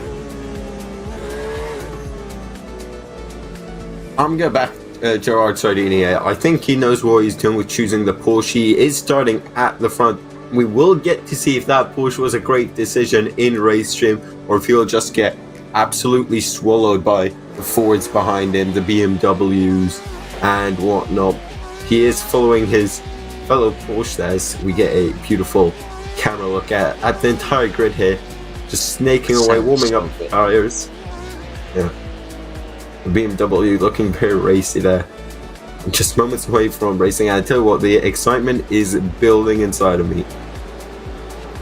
Yes, I hope you're looking forward to this one at home as well, folks. Remember to subscribe to the AMX Global social channels, and if you want to see more fabulous races like this, AMX 20, I tell you what, the hype videos on social media, the build up before the races, they really set the plate nicely for what should be a tasty meal, a tasty battle around this Red Bull ring. You can check out your live timing there on the right hand side in the QR code, folks, as the Porsche pace car will peel into the pit lane. It is an all Spanish front row. Sardini and Lorente will get us around the first couple of corners. It is the Porsche for Gerard Sardini, and then the Corvette for Lorente as we head round turn 10, the Red Bull Mobile curve, and up towards the start-finish line. We go racing for heat number 1 here in Austria over AMX 20. It's a great start for the Porsche in towards the first corner, and you can see there's a problem actually for the second place driver. He's gone wrong in towards the Niki Lauda curve, bumping and banging and into the wall. That is a horrible crash for, I believe, Ruben Lorente in the Chevrolet Corvette. He has had a problem and has dropped down to the back. Thomas Simon has had some issues as well, and he is down the back of the grid. As here we go, there's a car bumped in towards the right-hander, and there is already carnage here at the start of AMX 20. Gael Valero is losing spaces. Pedro Dean is one man who has fallen to the back. It's clean at the front. Can't say the same about those in the mid-pack.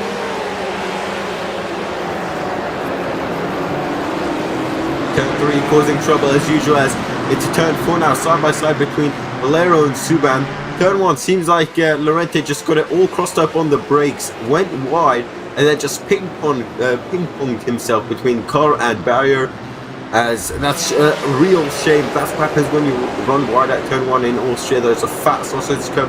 But once again, Zuba is looking to make the move to the inside of turn 6 now. Don't remember the last time I've seen an overtake there, but it's an absolutely dream start for Sardinas. Here we go. Here's the incident going into turn 1. I think this was very hard to tell. No, it was turn 3, sorry. A tag on the rear left and then nowhere to go. I wish Pedro Dean there getting hit once and then twice for good measure, as into the pit lane there's quite a few cars. Remember folks, a mandatory pit stop is necessary if you want to complete the full 21 laps here with the Red Bull Ring, and a lot of drivers are opting for that very early on. You can see a lot dropping down the order. We'll keep you updated on who has pit, who is yet to pit, and who is in what positions after that pit cycle. But Denny is leading at the front. You do not have to service your automobile. You do just have to pull it into the box and you can pull straight back out again. Reminds me of Lucas de Grassi in Formula E, the underneath where you just go straight through the pits to try and get the best opportunity. Here comes Dino Filippo though. He'll take the race lead, and that's a problem for Gerard Sedeni. He's locked up a brake in towards the corner. No ABSs on GTEs. That's a difference between GTE and GT3. That allows both Argentines through. Dino Filippo and Gaston Kilhavy. Victor Miranda in third, ahead of Bruno De Carmo now in fourth. As Gerard Sedeni with a poor start, he's down to fifth. Such a shame. I think there was some dual banging. I won't be surprised if we get a replay. And that just unsettled the car to where it would put him wide. But there you had the weather for a split second. It seems like it's partly cloudy with a 25-degree air temperature and 48-degree track temperature. All of that is available in the live timing as some more drivers into the pit lane. So it seems like these guys want to take their pit stop rather early instead of waiting out and going late to make sure you don't come out in traffic, as we've got a bit of a pit stop race on the hands there between number 17 Miranda and number, can't tell what number that is, number 13 I think, Bruno De Carmo. Yeah, Miranda versus De Carmo. Mersenje involved too. You can see Jackson Mersenje just getting past Victor Miranda there, it seems. This is David Todt we're looking at. He's chasing Peter Zuba, his fellow European. From Hungary is David Todt. As here is the Sedeni Kilhavy incident. I lie, I say I locked a brake. I said he locked a brake, but he was actually hit from Gaston Kilhavy behind him. And that's why he was sent wide. So Gaston might be in a bit of trouble there, as he did bump him out of the way, causing him to lose multiple positions, but he is back up to third. There's your pit stops on your screen. You can see it is Aguirre who is leading the pit stoppers. Top 8, however, have not decided to grace the pits with their existence just yet, and Felipe is going to be the first to do so if they all did pit on the same lap, which is something we might see. Undercut, overcut, not as big as it might be maybe if there was a tyre service or a fuel service, because they're not changing too much to the car. They just physically have to come in and out of the pit lane. So outlaps and inlaps maybe not as critical, but we'll find out soon, because Peter Zuba has decided he's going to be first to bite the chip. Yes, my prediction is going out of the window even more as David Todt overtakes Sardini, and we say there's no undercut, overcut. Let's say you're behind two guys who are fighting very hard, who you are quicker than. You can't go into the box and then hopefully come out in clean air, and when they make their pit stop, you'll come out in front. So there's a bit of strategy involved, but nothing like getting fresh tires or running in a faster fuel mode or anything like that. It's just running in clean air, you're always a lot quicker, as further down the pack than P4 and 5 Miranda ahead of Resende, then with Bruno De Carmo. I just want to say we went from a Spanish 1-2 to an Argentinian 1-2 within just 3 or 4 laps, so very interesting between that, as Peter Zuba is now our lead pit stop runner. He came into the pit stop last time around. Yeah, Peter Zuba is your pit stop leader now, as we are looking at Gerard Sedeni in the sole Porsche. He's trying to catch back up with the championship leader, David Todt. If you didn't catch our brief introduction at the start, David Todt does lead over Marcos Savindra, who is not here this evening. But David Todt does have 194 points. His closest challenger that is actually here this evening is Gael Valero. Gael Valero is currently 13th position. He was one of the pitters, but he is down in 13th. Lap 5 at 21 here. If you're just joining us, welcome along, folks, to AMX 20. We are here at the Red Bull Ring driving the GTE machinery. It's mostly a Ford grid, but there's some Beamers and some Porsches mixed in amongst there, and one Chevrolet Corvette. It is unfortunately 7 seconds behind the field.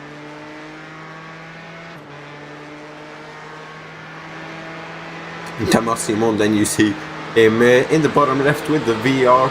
Looks so it's a bit funny when you have someone just in VR without a monitor in front of them, but now he's going to go down the inside of turn 3, the Ford past the BMW. The BMW is going to try to switch back left to right towards turn 4. Now it's a drag race, and this is going to give us a good interpretation of which car has got higher top speed, more horses. I'm sure you know the statistics to that, but it seems like just visually the Ford had a better run and got P9 going into turn 4. Yeah, great move from Thomas Simon to get the job done.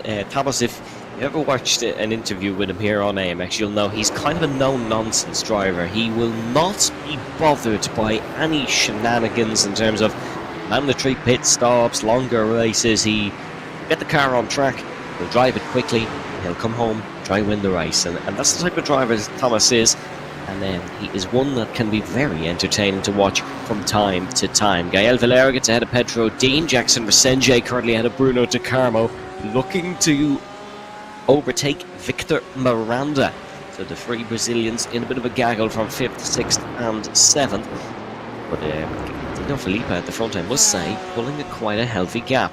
This is the battle to look for, I think. Jackson Resenje looking to try and overtake Victor Miranda, but he is actually under big pressure from Bruno De Carmo right behind. Is De Carmo able to maybe pull out a line and go for a move? No. Going to work together with Jackson. The Brazilian nationals sticking together, not going to cost themselves any unnecessary trouble.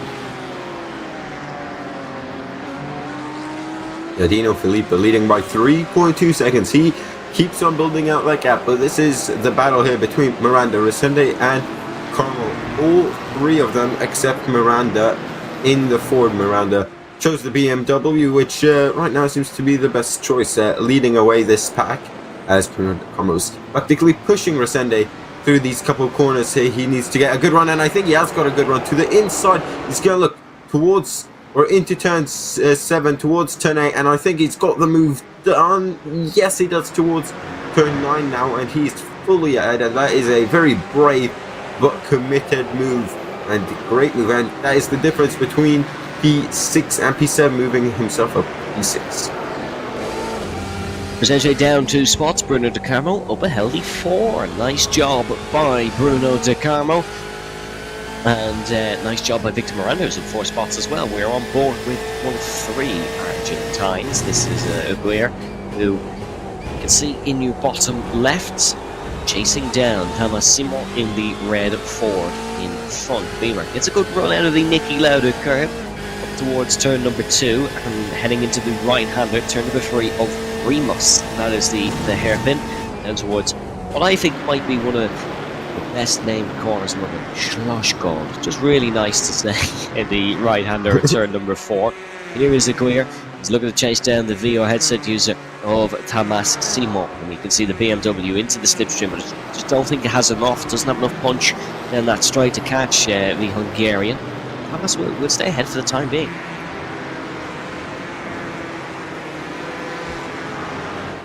Now, I tell you what, our pole sitter Sardini, who was very unfortunate with the contact, has now managed to just stick in P4, and he's doing that rather well. He's got 6 seconds to Miranda behind him, but also 6 seconds to Tot in front of him. So very much a no man's land, just running his pace and doing his best.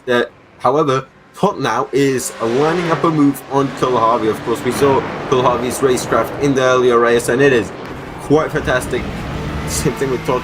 As now, here is the slipstream. This is what we've been saying throughout qualifying and throughout these opening 8 laps. The slipstream very powerful. He goes out to the right hand side. He's going to be on the inside for turn 3, and I think he's got this move done as he's got the inside. Yes, he does. Can the BMW driver of Kulhavi get a better run out of turn 3 so he can challenge towards turn 4? Doesn't look like it. He's got the slipstream though, just won't be enough on the shorter straight. No, you can see David Tot will stay ahead for the time being. Excellent move by the championship leader to get ahead of Gaston Kulhavi. Kulhavi will have to wait for a later opportunity in this race if he'd like to try and get the move done. 8 laps around the Red Bull Ring. David Tot has taken 10 race positions. Some of them are because of pit stops, of course, but most of them are due to his exceptional wheel-to-wheel craft. As you can see, the winner of this is currently Dino Felipe, with a $60 prize. That is Not bad for a day's work. 40 for second, 36 for third. The podium placings all the way down to $4. David Todt, though, is being made work for it because Gaston is sticking with him. You can see them just utilising all the curbs on the exit of the corners here at the Red Bull Ring. There's no track limit malarkey like there is in some single-seater motorsports. 1/10 of a second separates Felipe and Todt on their last lap. Gaston 28.9, so that's 8/10, I should say, separating Todt and Kulhavi. The Fords just seem quicker around here. Yeah, they do. As the more Todt and Kulhavi will fight, the more it's going to help Tino Filippa to just keep on running away with it. Still leading, but we're now looking at our pole sitter before the 15, the reverse grid of the top 50, which is Florian Lebigre.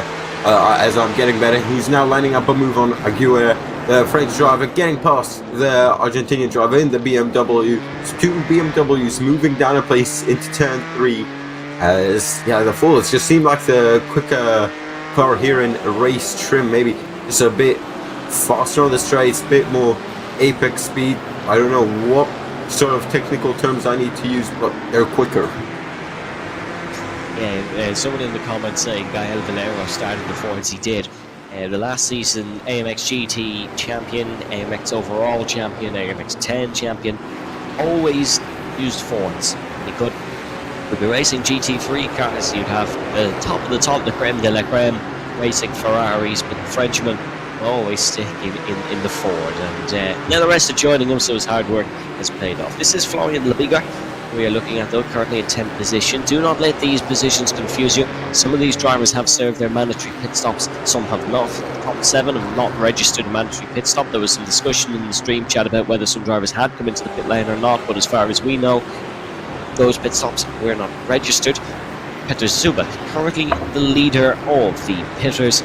He will be hoping to bounce back up towards Dino Filippa and David Todt once they come into the pit lane. A little battle behind, though, between Aguirre and between Gael Valero, as we're looking at Florian Lebigra head up the hill. Here comes Gael Valero opting to the outside. The champ can brake a lot later.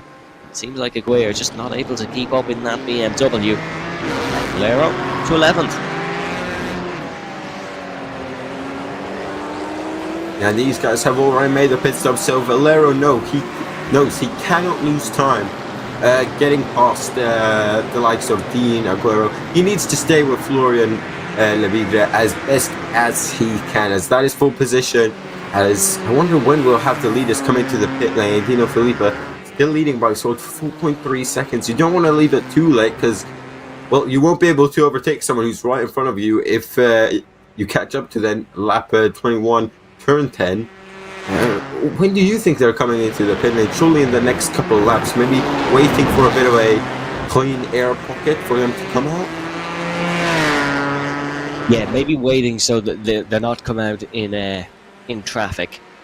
So that's what Dino Filippa is doing anyways, and he would be used to messy pit cycles and to winning races. He won a fabulous race in the Jocas Hollinger IndyCar series on iRacing, of course, not in actual IndyCar, with the Argentine team who ran the championship, and he successfully took a very exciting win. I also like the RGB lighting on his headset. I've just noticed that now, and you can see it's acting sort of as a nice changing colours to the broadcast.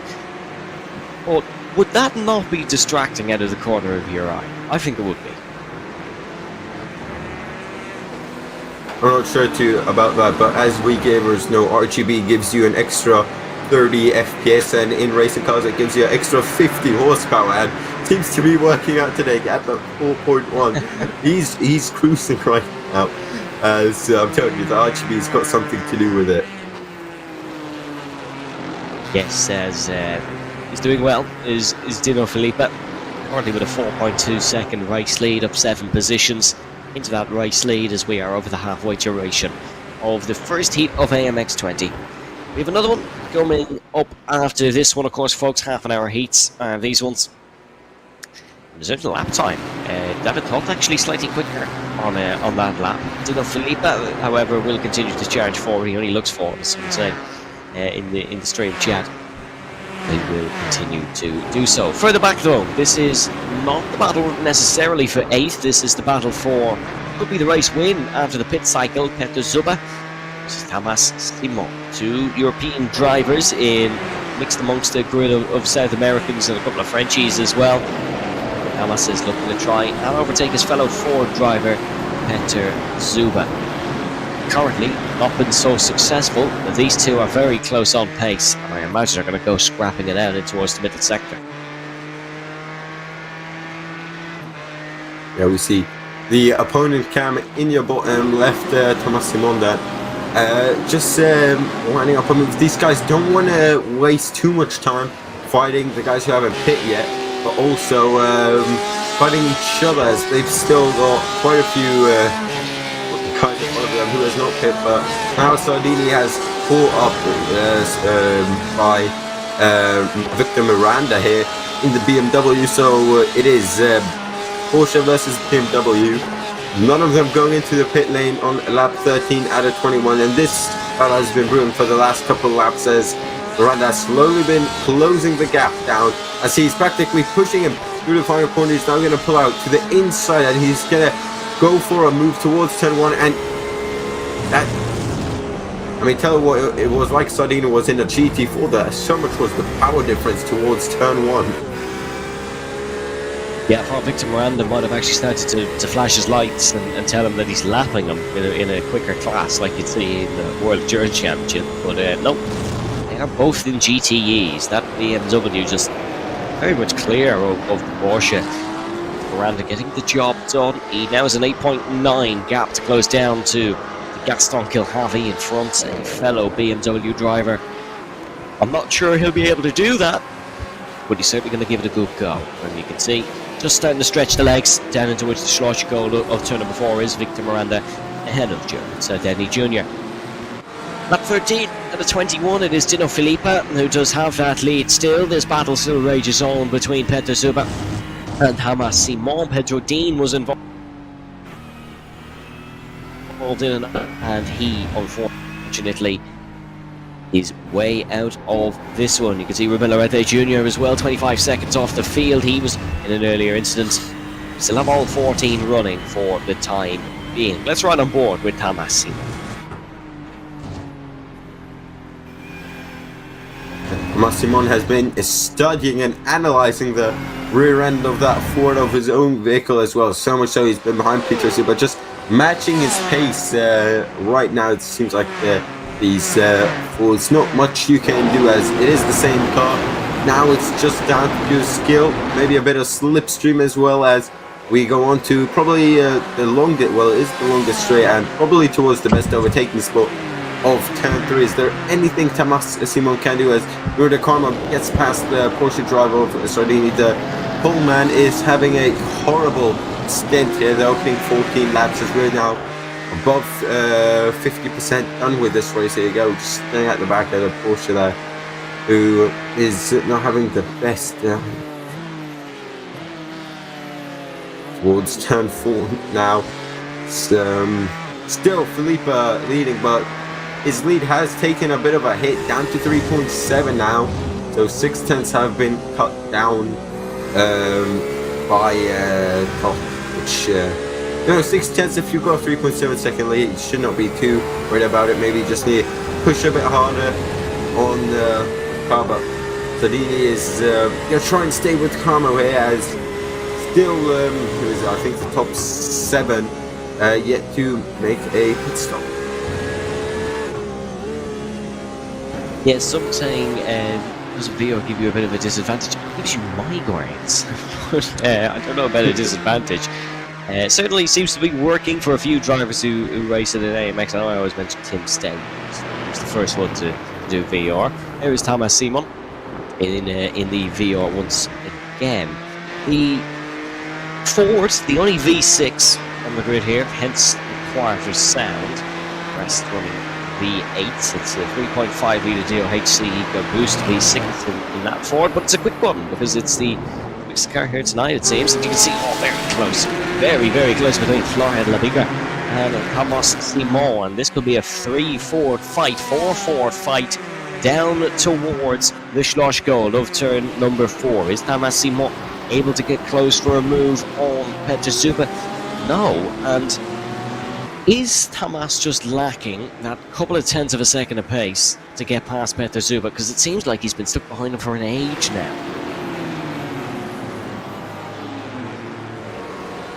He has, but Zuba's also got the slipstream of Resende in front of him, and seeing chat here who have been saying Resende has been into the pit lane, but he has not stopped at his pit box, so I'm not sure how much you lose with a drive-through, but that's just unfortunate that he forgot to stop at his pit box. But that is motorsport, sometimes very harsh. But as into the pit lane, speaking of Resende into the pit lane, he's caught on that he needs to go in. Again, not sure if he was him before, but that's what the guys in chat. Maybe now Thomas Simon can get past. Never mind, that Ford is pulling away in front of him. I don't know what. I think they're locked at 8th gear. I think he's because 7th is normal. But yeah, he is just missing that extra power. He needs a small mistake from Peter Zuber to get past, or Peter Zuber to not have a slipstream as in these GT, because he has sent it going into turn 3. Thomas Simon, sorry, this is Libigre on Simon. So Simon went from aggression to defensive very quickly and was caught napping a bit there, but he's going to try and launch a counter attack towards turn 4, but Florian gets the move done with a beautiful dive bomb there.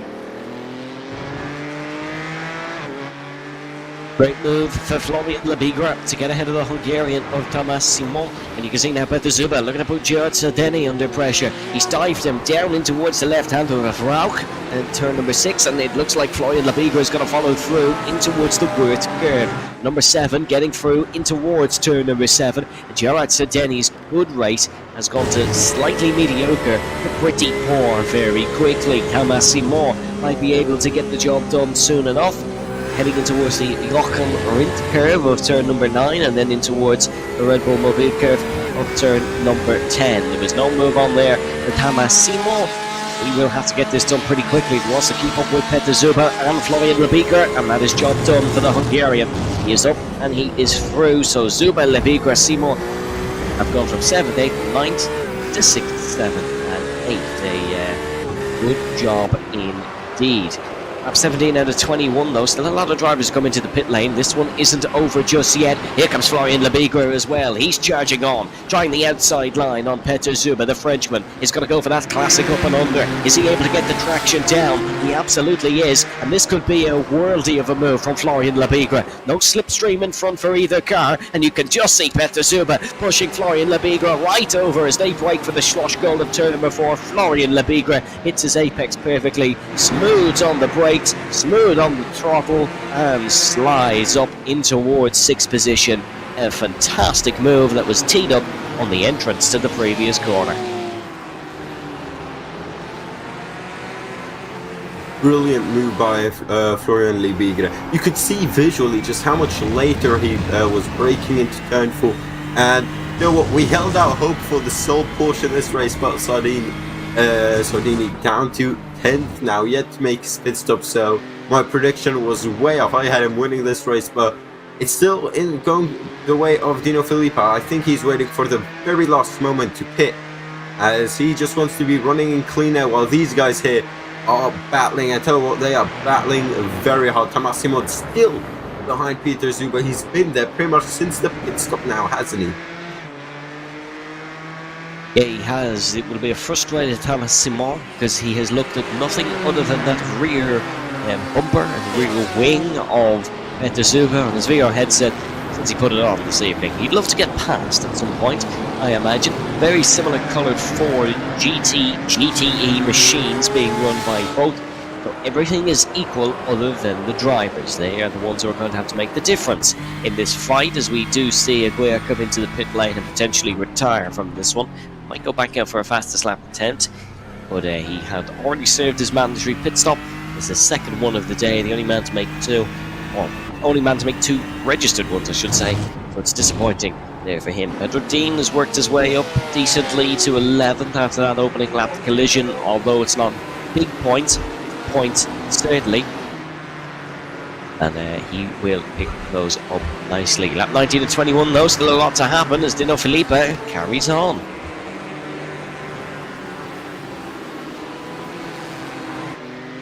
Yep, 2 more laps to go, and we've still got quite a few cars who have not come into the pit lane, so nothing is said and done yet.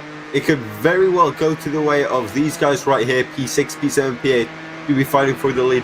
Or maybe did they just pit too much early and waste their time fighting through slower traffic here in the midfield? I don't know. This can go either way here, and I'm all for it. Still Tomassimo though behind. That he's just missing a bit of extra horsepower. Maybe a hybrid system would be useful now, or some DRS something. He needs some sort of overtaking aid, or maybe just lose a couple of kilos worth of fuel. That should do the trick, shouldn't it? Yeah, he certainly needs something if he wants to try and get past Peter Zuba, because Peter has put up an excellent defensive performance. I say defensive performance, he hasn't really had to physically defend much. His pace has just kept him in this one, really, and he will stay in front for as long as he wants, it seems. Can Tomassimo change that narrative? Find out in the next couple of laps, as race leader Dino Felipe has finally made the trek to pit lane. He will finally head down there as we see David Todt going to carry on, it seems. He will take the race lead if he's a statistics man. He will lead a lap on his statistical book. That is that's the third place driver, Gaston Colhavi. He's coming to the pit lane as well. Victor Miranda carries on. Bruno De Carmo carries on. But where is Florian Labigre? There is Florian Labigre in the background in 5th place, ahead of Peter Zuba and Tomassimo. Where is he in relation to Dino Felipe? Because Dino has been very quick all evening so far. There is Florian Labigre. Where is Dino Felipe? He's well up the road, I believe. There's Dino Felipe. And Dino Felipe is in the provisional race-winning position now. He's the lead pit runner. That's exactly what we were talking about, losing time fighting through the midfield. But now Felipe cannot be held up by Bruno De Carmo, or else Todt is going to do what he did to those guys behind him and overcut him essentially. And it's what we talked about, lap 10, going along so you don't get stuck in traffic. So Felipe cannot be held up by Bruno De Carmo. He's not a slow driver, and he's probably coming into the pits at the end of this lap then. As tell you what, I was not expecting this for a finish. I was fairly sure that our pole man would secure this even with the reversed grid, but pitting on lap 1 was the wrong call. Let's see if he'll change anything going into heat 2, as now Todt is going into the pit lane and going on to the final lap. Yeah, Hungarian David Todt is a man used to endurance races. Came 7th in the iRacing 6 Hours of the Glen, the official one, last week for Drago Racing. So he's a man who knows endurance. Victor Miranda carries on as another man who knows endurance and knows how to race. Dino Felipe will get ahead of David Todt, but will Todt come out ahead of Labigre? That's what I'm interested to see. You can see the gap just closing 2 seconds. I believe he has, but I think Florian Labigre might be able to have a go. David Todt just 1 second behind Dino Felipe, so he has actually benefited off that, Julian. He has closed the gap. But is there enough time, for him to do it? Victor Miranda actually might come around to take the win, but he does not have a registered pit stop. You're right, it's so bizarre. They've not got a registered pit stop. I'm not sure if you get a registered pit stop from just going into the pit lane or actually being at your pit box, because right now if he goes into the pit lane, the limiter is quite late on into the pit lane. You first got that flat out area downhill, then you've got the limiter, so surely he'll be going into it at the end of this lap. I don't know what the stewards will say to this if he gets through, but it is not over in the midfield. Tomassimo, he has had enough of staring at the back of that red Ford. He wants to get past, but he's run out of options. There's no proper overtaking spots left. Is Miranda coming to the box? I don't think he is. Is he our race winner? I don't know, to be honest. He has not come into the box. Felipe in P3. He does not know if he's won either. He's very confused as well. Look at his expression. I don't know what's going on.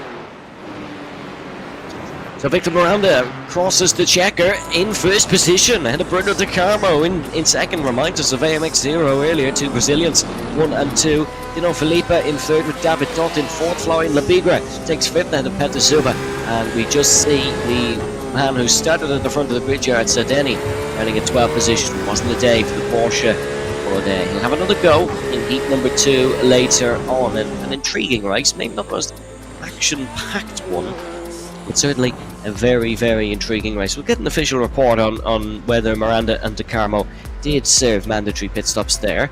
For now, it looks like Victor Miranda is the man to take the win. Here is Aguirre, who's coming round through the final corners in the 28-yard time. Had a bit of a troubled evening so far, but he'll look to make amends. And he'll start in the front row alongside Ruben Lorente Jr. for the second heat. So don't go anywhere, folks. We've got more AMX 20 action coming up very shortly, and you can see your full race results coming up just now. Our timing screens, well, they've changed, but they did say Victor Miranda is your BenQ session winner. Wins by 3.7 seconds ahead of Bruno De Carmo. Dino Felipe in third, David Dott in fourth, Florian Labigra in fifth, Peter Zuba in sixth. Thomas Simon then takes 7th ahead of Gael Valero in 8th, Gaston Gilhavi 9th with Pedro Dean in 10th position. Jackson Merced in 11th with Gerard Sardeni Jr. in 12th, Ruben Lorente Jr. in 13th with Santiago Aguirre in 14th. Nice $60 will be heading Victor Miranda's way. There'll be an extra 8 going to the accounts of Florian Labigra for that fastest lap.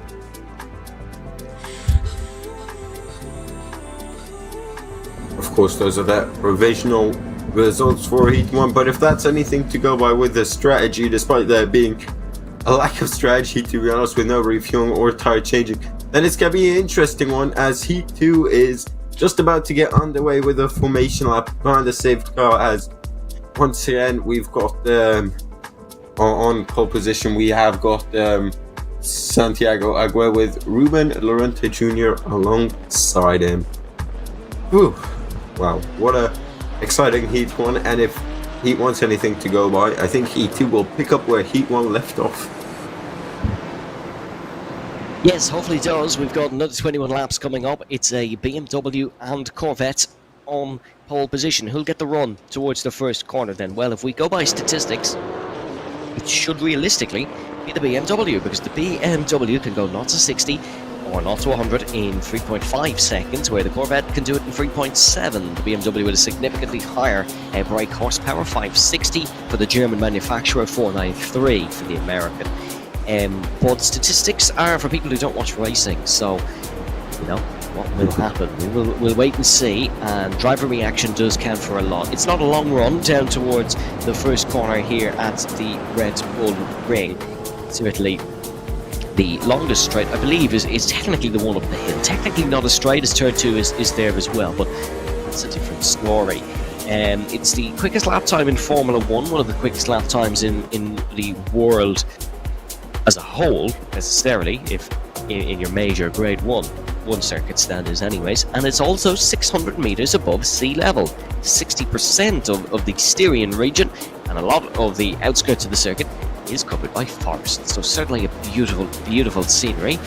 Julian, you went for the pole man in the last race. Have we got any predictions here for this one? Well, I'm not going with a pole man again, to be completely honest. I'm going to go with a Valero to win this one, but it's going to be a tight fight between him and Zuba, those two starting alongside each other. But I think Valero, he now knows what to do with strategy. He now knows how these other guys race around the Red Bull Ring. I think he's got what it takes. He's got the experience, he's got the pace. Hopefully I haven't jinxed him like I jinxed the previous pole man in Heat 1. That would be rather unfortunate, but we're just moments away from getting racing, as the safety car has set off and left the BMW in charge with a Corvette right behind that. As you mentioned, actually the safety car's still there, just could not see it between all the trees. Like you mentioned, the scenery here filled with trees up and down, and you know what, in the Alps it's just always a beautiful place to have such a great racetrack as well. It's the biggest one in modern AMX. It's AMX 20, and we're rounding the final corner to get this second heat underway as we go racing here at the Red Bull Ring. There is already a problem for a car at the back. That is Victor Miranda, who is having trouble and has spun round through the Red Bull Mobile curve in towards the first corner. Santiago Aguirre gets through it successfully, and the Corvette is around. That is the Corvette round. That is going to be Ruben Lorente Jr., who will start this second heat in the same fashion he started the first one, with a slight spin heading through the Niki Lauda curve. Pedro Dean looking to attack Jackson Resenje down towards turn number 3. That's a huge lunge from Gaston Kilharvey, and he's made contact with, I believe, wow, it's a chaotic moment here. It was all started from that dive by Gaston Kilharvey. He's hit Bruno De Carmo, Thomas Simon, and Florian Lebigra, both involved in that one as well on the opening lap. Aguirre gets away well. I think we said this in one of the earlier races this evening. Front of the pack gets away nicely, middle of the pack not so much. Yeah, I was through. Yeah, Brest going into turn 3. That's that. Car was completely destroyed. That for the front end is completely gone. As that was a massive set from, I think it was Kilharvey there, who spun Zuba around. Very unfortunate. He was facing the wrong way and just got clattered into. That was a big send, and I'm not sure if he missed his braking zone or was just trying to brake late, as first pit stop runners are in probably for damage and not their actual pit stop. But wow, look at that, Valero up to P4, so already doing better than my previous prediction. Get in. It's 3 positions gained on the opening lap for the champion, Gael Valero, and now he's going to look to try and attack the man who finished second in AMX Season 2, Gaston Kilharvey, up the hill, heading through turn number 2, past where the new MotoGP chicane is, and in towards Rimas of turn number 3. It's Gael Valero in the Ford that has just dispatched and made mincemeat of Gaston Kilharvey in the BMW. But a blinking for Gael Valero as well, so we'll need to keep an eye on that from an internet connection issue. Hopefully no issues around the field, but no issues in terms of overtaking. Gael Valero up to 3rd, chasing down Fabulous Jackson Resenje. Well, there's the turn 3 crash. It was a big send from the BMW, sliding into, I think that was Peter Zuba there. And then the red Ford there, the Porsche, just missing out.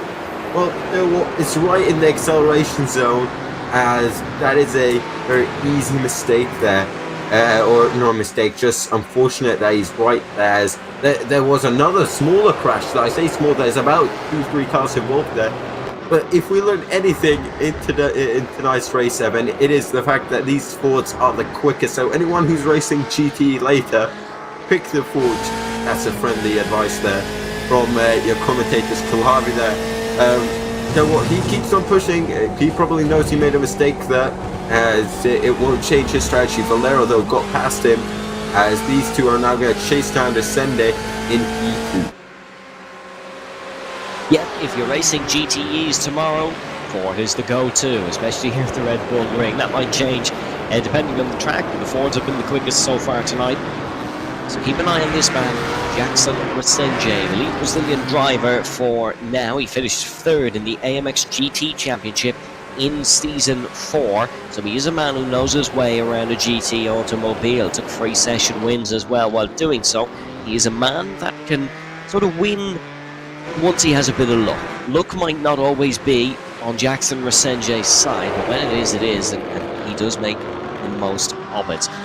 Towards the middle sector though, Aguirre still looks quick in that BMW. I wonder if it's a case of the Ford is quicker down the straights, BMW better through the corners, because just going by this on board looks to be that way, although going by times Resenje was still quicker in the middle sector, but it's very minuscule. It's very even on pace. Oh, yes, Resenje goes into the pit, so I think he's noticed, okay, I don't want to be held up. Has he found a good bit of clean air though, as Jackson has said it? But talking about luck, I strongly believe in every motorsport race where there's always a bit of luck. We saw it today in the Formula 1 if you watched it. George Russell, as a Mercedes fan, there was no luck involved at all. That was pure skill. The car was absolutely brilliant. But Jackson Resende, it is like he's come out in clean air as we jump all the way up to Valero now, who is going to be set free to chase after the lead. Yep, the closest battle in the top running order is between Gaston Calabi and Gael Valero, but if we look a little bit further down, David Todt comes out ahead of, David Todt stays ahead of Jackson Resenje, who has just come out of the pit lane. The man in 8th spot is now Resenje. Todt rises to 7th. Current championship leader is David Todt. He might have lost a little bit of points in the first heat, but he will be looking to make amends for that one down towards the Schloss goal of turn number 4, just catching Ruben Lorente Jr. fairly quickly. Gaston Calabi is right on the tail of Gael Valero. This is a star-studded fight. This battle for second. These two know their way around an AMX Global Seconds heat, I should say. And that is what makes this one fantastic. Valero up 5 spots. Calabi up 3. It's all open so far in this race here in AMX 20.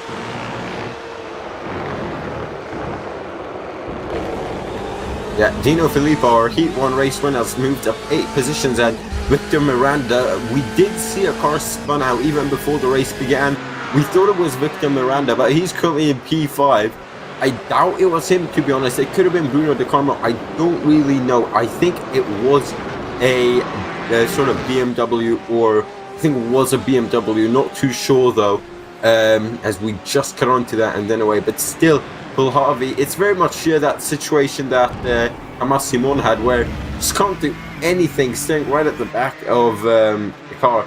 But right now we're on board with Florian Lebigre, our pole position man, as look at that, is that Pedro Dean, who's getting a bit of support from his parent or a friend or someone that's driving with one hand now, as he might be commentating for himself as well now.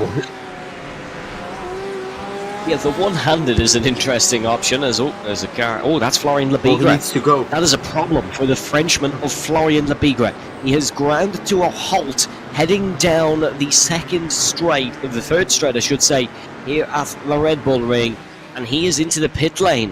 It will not be a good result for the Frenchman, as Lebigre is gone from the second heat on the 6th lap of proceedings. Very disappointing indeed.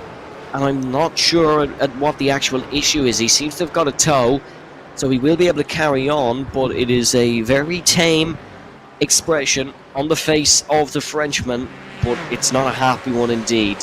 He will not be happy with this in the slightest. Yeah, I'm very puzzled as well. The man who was quickest in qualifying by almost a full 10th, only needed 1 lap to grab said pole position, is now facing technical difficulties or something wrong. I would doubt he has to go for something. I would assume wheel issues, PC issues. We have seen earlier today in the previous race, Kevin Garcia was having issues, but now Kulhavi is looking for a move on, or sorry, Dino Filippo is looking for a move on Kulhavi, and Kulhavi, he dropped off Valero as he was right behind him. Now the gap is 1.3, so we missed something there. I'm not sure if you caught on to that, Evan. No, I didn't. But one thing I know is Kulhavi is clearly having some issues, because he made life very easy. I guess not Kulhavi in the number 12 Ford. Didn't really fight that in the slightest, did he, to the SART racer? And he will stay behind for now, but yeah, the car is running okay. It's staying within range of Dino Filippo to maybe have another go, unless it's tactical to try and save some fuel or something. But in all honesty, fuel doesn't seem much of an issue for Gaston Kulhavi. Certainly it didn't in the first heat, so I'm puzzled by what's gone wrong there.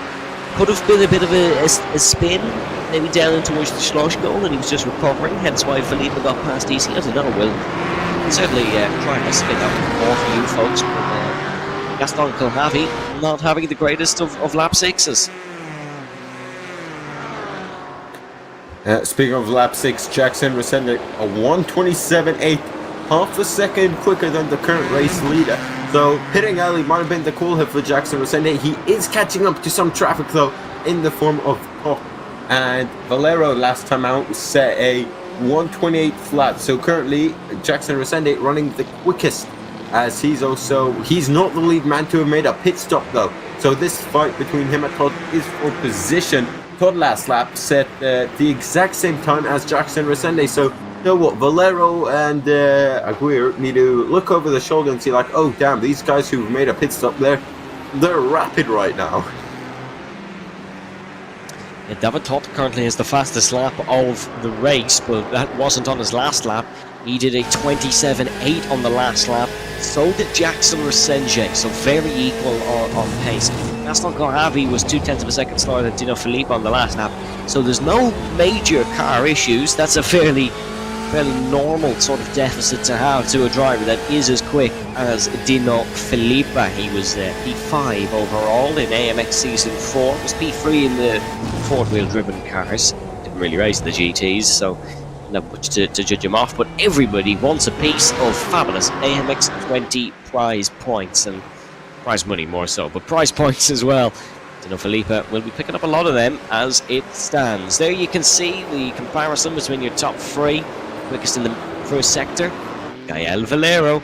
He's always there, whether you want him to be or not. He's always a man in contention. Tell you what, it's only my second time out here in AMX, but it seems like Valero, he does not have a bad track. He's just good at all of them. I've yet to see this man struggle with a car or a track here in AMX.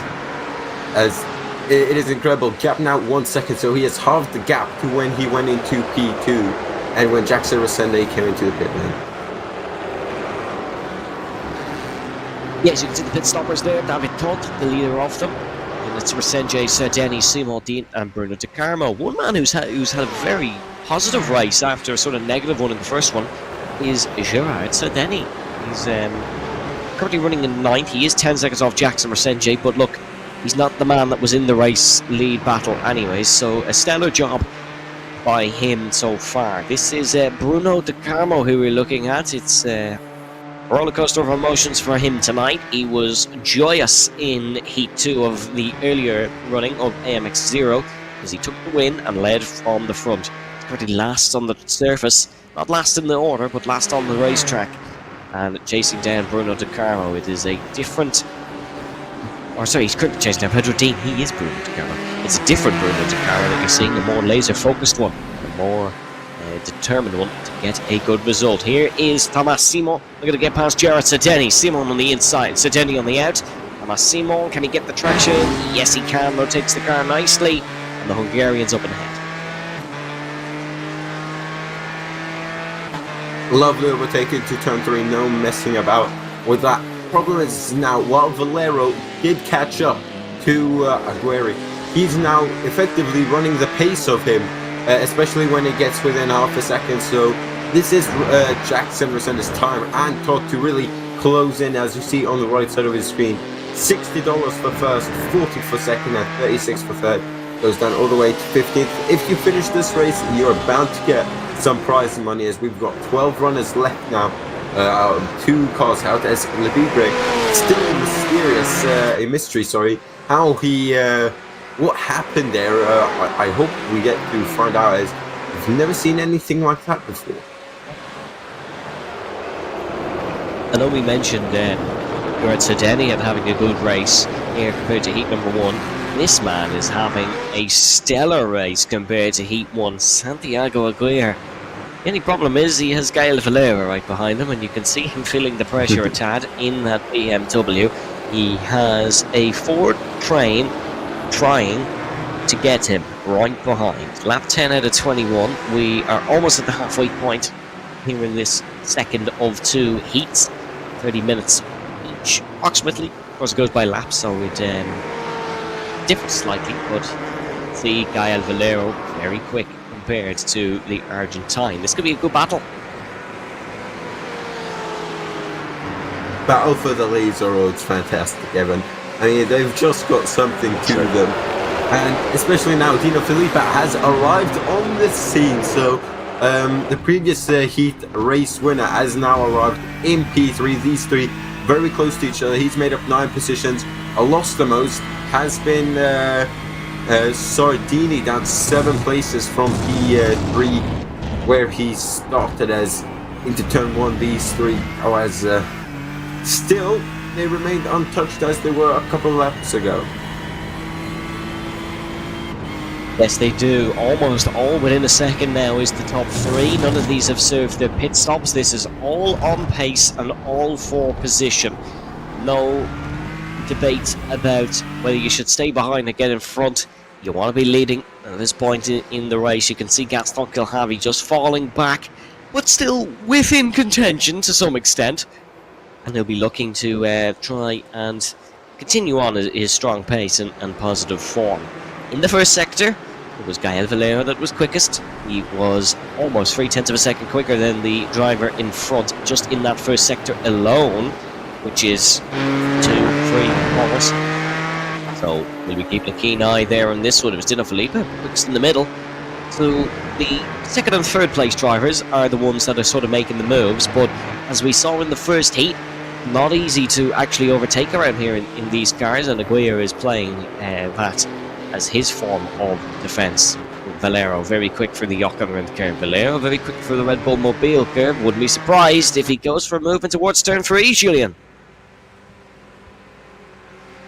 Same. I mean, it's been rising now. Into the pit lane goes Victor Miranda. Well, it's sector 1. Those 3 tenths pretty much. I would say most of it is from the slipstream. Of course, the exit from turn 1, very important. The braking into turn 3. But I think the sector split between 1 and 2 is just before the braking zone.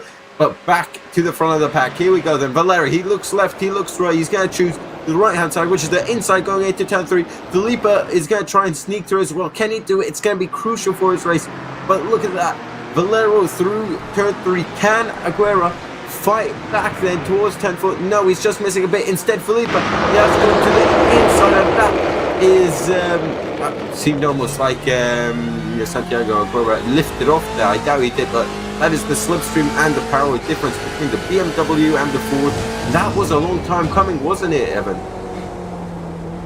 Yeah, it's not really his race, is Valero and Felipe. He kind of just wants to pick up a strong result here. He's not really on the same level pace-wise as Valero and Felipe, but as I say that, he's got a much better run out of the work curve from 7 and in towards turn number 8. He's just going to do the best he can to try and stick with them for as long as he can. You can see heading through the final couple of corners. So it's the 13th lap. They're all still relatively close. And Valero maybe just starting to stretch the legs a little bit in front. But Dino Felipe will be hoping that powerful slipstream up the 63.5 metre elevation change towards turn number 3 will help him overtaking the champion Frenchman Gael Valero. But not promising so far. In terms of pit stops, David Todd is the man doing well after them, as he has overtaken one of the non-pitters in the form of Ruben Lorente Jr. But Lorente did have some trouble in the opening couple of laps, in the opening lap, I believe, very first corner.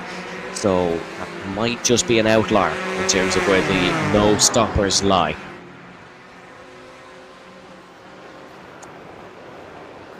Yeah, the no stoppers, top 4 and P6 Lorente top. Managed to get past Resende, has dropped off a bit from Tonna, gap of 4 seconds, so Todd is looking like he's in a rather healthy position right now. 14 seconds off the lead, I'd say, give or take here. Hold up, I can check that on the live timing, which you guys should have a link in the chat. So gap to lead at 14.7 seconds is Todd, and I think you said a pit stop is 16 seconds, give or take, so he cannot be held up by, I don't think he will get held up by anyone. He's got Kulhavi in front of him, who is not slow at all, but Felipe then is looking to get on with it as the car disappeared there for a second. Interesting tactics by Valero there here in the heat 2. Lap 14 out of 21, we've just started the 14th. Is this time to pounce for Dino Felipe through the Niki Lauda curve? It's a good run from both, but Dino Felipe is looking racy behind Gael Valero, the champ of all champs last season. He won everything in front of him. Felipe wants to make a change down towards turn number 3, or up towards turn number 3, I should say. Felipe not able to nudge down the inside. Puts the car in nicely, does the second of the two Fords. The Argentine gets a good run on Gael Valero. He'll have slipstream to his advantage, but is the straight long enough for him to capitalise on it? He's gaining and gaining and gaining, but not close enough. He'll lift off and Gael Valero stay in front. Yeah, I think Felipe knows that, well, he may be losing a bit of time here. He does seem like he's the quicker driver out of the pair of them as Kulhavi gets past, never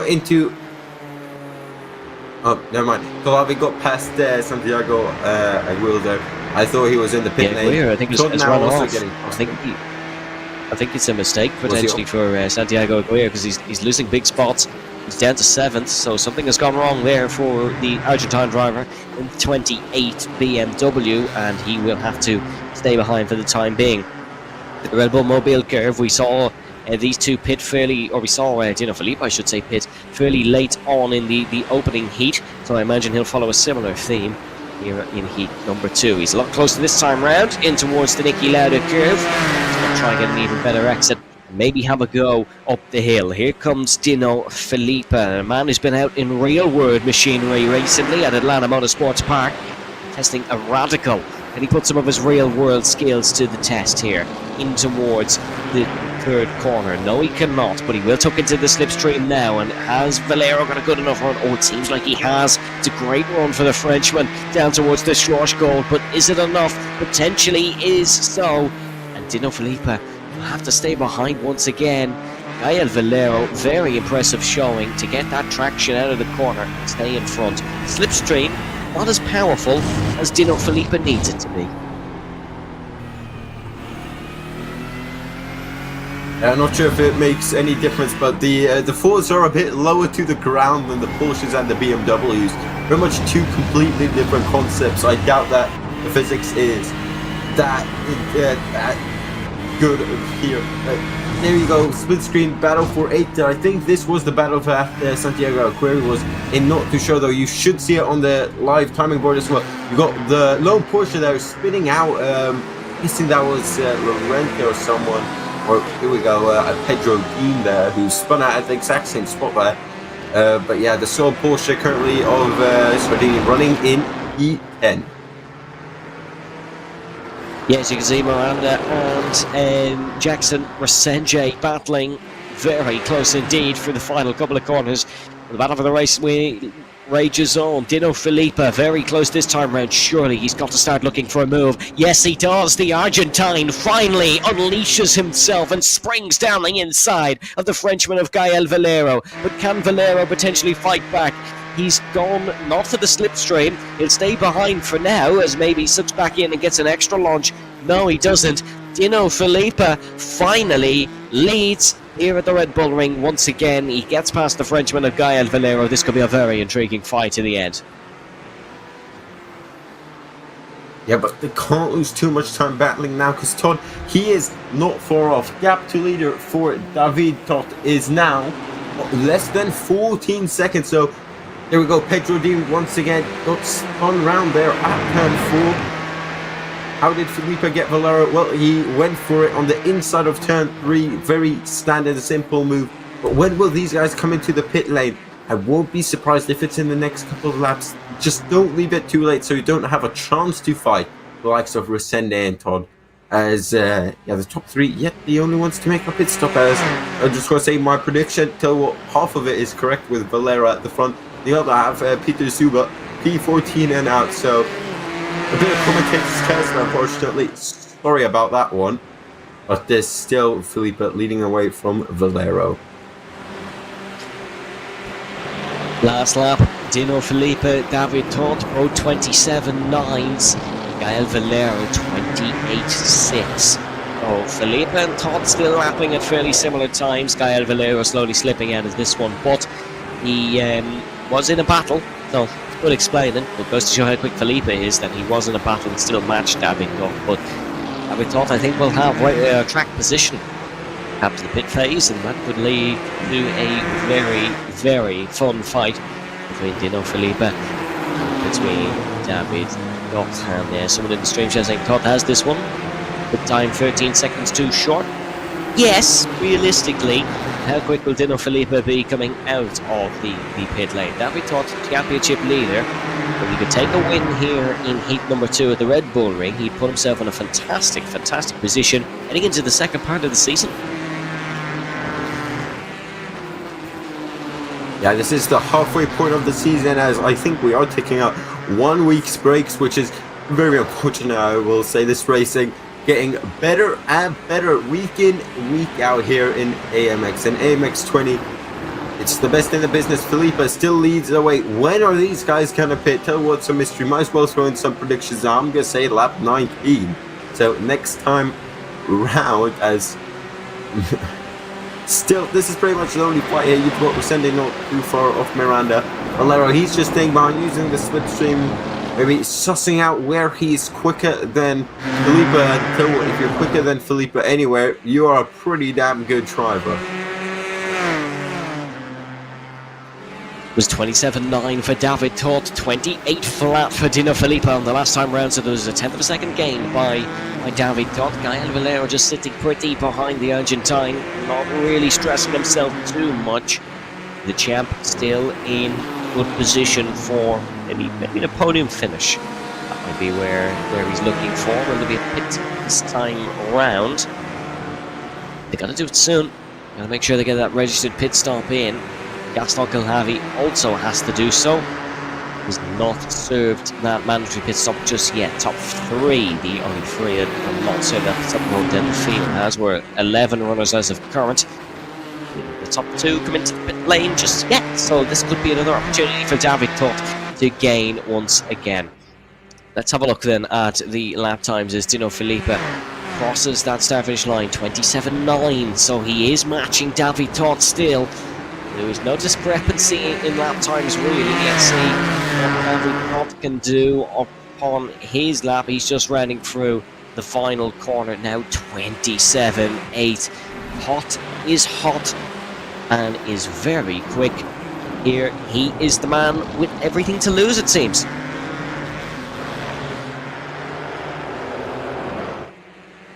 Yeah, I did see chat Filippo's RGB for the win. I've told you, gives you extra frames, gives you extra horsepower, and seems like it's working. And I also did see, I'm not remember, I think in Heat 1 it was Valero who got a position in the pit stop, so we could see a bit of a pit stop race, which I'm a big fan of, going side by side in the pit lane, as any sort of going too long, needing to reverse again, or going too short and needing to drive a bit further into your pit box can cost you so many positions, especially if you look at the likes of Todt, Miranda, Resende, all of those guys who've already done their pit stops.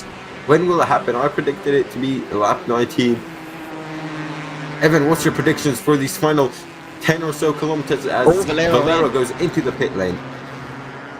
Gael Valero into the pit lane. He has broken the status quo, and he's going to get we're going to get a real tester of how quick David Todt really is. You can see there Valero and Kilhavy into the pit lane. Where is David Todt in relation to the racing surface? I think he's coming down the main straight now. There he goes through. Oh, David Todt is way ahead here in this one, and I can only see this going one way, as we do see Gael Valero peel out 2.7 behind. Dino Filippo was not that far in front of Gael Valero. He certainly wasn't 2.9 seconds in front. This one could well be in the hands of the championship leader. Question remains though, who's going to get P2? Is it going to be Filippo or Valero? Valero, I will say, he had a very quick pit stop there, as I think Todt's got this. Miranda and Resende did get ahead of Kilhavy by quite some gap here. When is Filippo going to pit though? And this is a great example how it may be in Heat 1, going long was the strat. In Heat 2, where the grid is a bit more spread out, going short turned out to be the strat, and grabbing that cleaner, because you won't really get held up in battles, since look at those gaps, 2 seconds, 3 seconds, 10 seconds. On board with Filippo now, he goes into the pit lane. Has he pulled out a blinder of an in-lap here? I don't think it's going to be enough. Will Valero get him, Evan? It's going to be tight, as white flags are out at the Red Bull Ring, as you've got your picture-in-picture now with David Todt. Here it is. This is the crucial moment in this race. And it's looking like it's only going one way. David Dott is going to take the race lead. You can see him head in towards the Nicky Lauda curve. Oh, actually, it's going to be a lot closer than we think. David Dott, has he gone in front? There is Gael Valero, and there's David Dott through. David Dott is into the race lead, but can Gael Valero maybe have a go at Dino Filippo in towards... Dino Filippo, I should say, in towards the third corner? It doesn't seem like so. Valero needs to get monster traction out of Remus down towards the slush goal if he wants to try and take this race or take this second place. There is a big difference in points, in prizes, and you got to go for this one if you're Gael Valero down towards the slush goal. He's not close enough. He's stick behind and maybe get the run in towards one of the left-handers. Dino Filippo has driven an absolute fabulous race so far, and he definitely deserves second, but himself and David Dott have got 10 positions each. Gael Valero only getting the 4, Victor Miranda also getting 10. He's a man who's kind of gone under our radar a little bit, but heading in towards the word curve and in towards turn number 8 now. It looks like second place is going the way of Dino Filippo as he ran the same strategy in both rounds, but David Dott is heading into the Jochen Rindt curve, and the championship leader is going to cement it himself at the top heading into the second half of the season. The Hungarian of David Dott has driven a masterclass here with the early pit stop. Not the ideal strategy, but an ideal race winner and an excellent performance by him. Filippo takes second. Gael Valero comes home third. That is a star-studded GTE podium.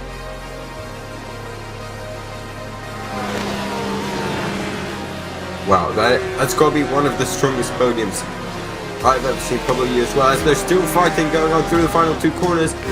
Pedro Dean is all up the back of the Porsche. Is it going to be a bit of a drag race? And look at that, only 200 separating the two in the end, and the 2 finalists across the line as all of them pulling overhand, disconnecting. As fantastic race, brilliant battles with a strategy, had us on our toes from the word go till the checkered flag, didn't it, Evan? It did. Very much entertained. Really great race indeed. Thank you, session winner, David Dott. Great performance by him. Dino Filippo in second, Gael Valero in third, Victor Miranda in fourth, Jackson Resenje in fifth, Gaston Calhavi in sixth with Thomas Simon in seventh, Bruno De Carmo in eighth with Ruben Lorente Jr. in ninth, Gerard Denny in 10th, Pedro Dean in 11th with Santiago Aguirre in 12th, Florian Labigra in 13th, Peter Zuba in 14th. Unfortunately, we didn't get to see much from Peter there, but still a quick driver, and we hope to have him back soon.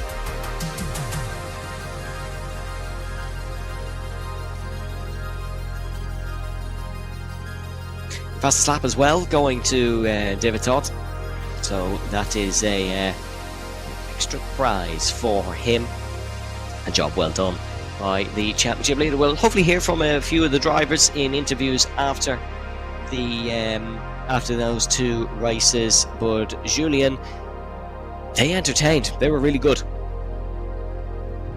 Absolutely. I mean, that battle for the lead, it had us on our toes, checking the gap to leader, which while a bit of a nerdy statement maybe, but going for the early pit stop, it worked out. In comparison to Heat 1, we're going for the late pit stop.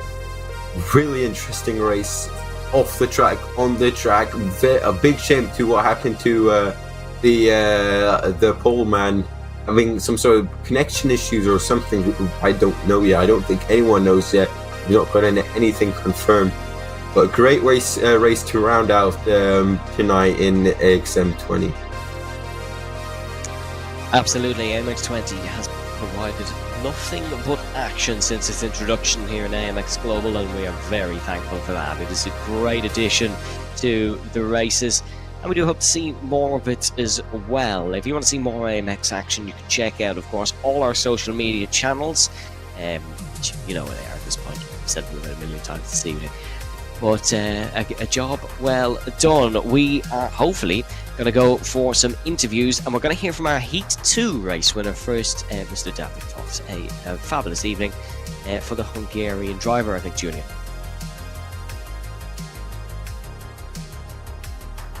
Absolutely, he did.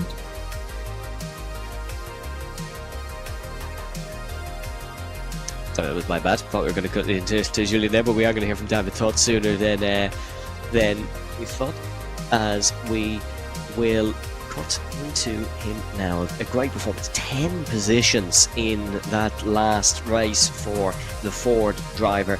The championship leader cemented himself at the top of the order. A really thunderous performance there by him, and a man to watch out for, I think, in AMX 20 for the rest of the season.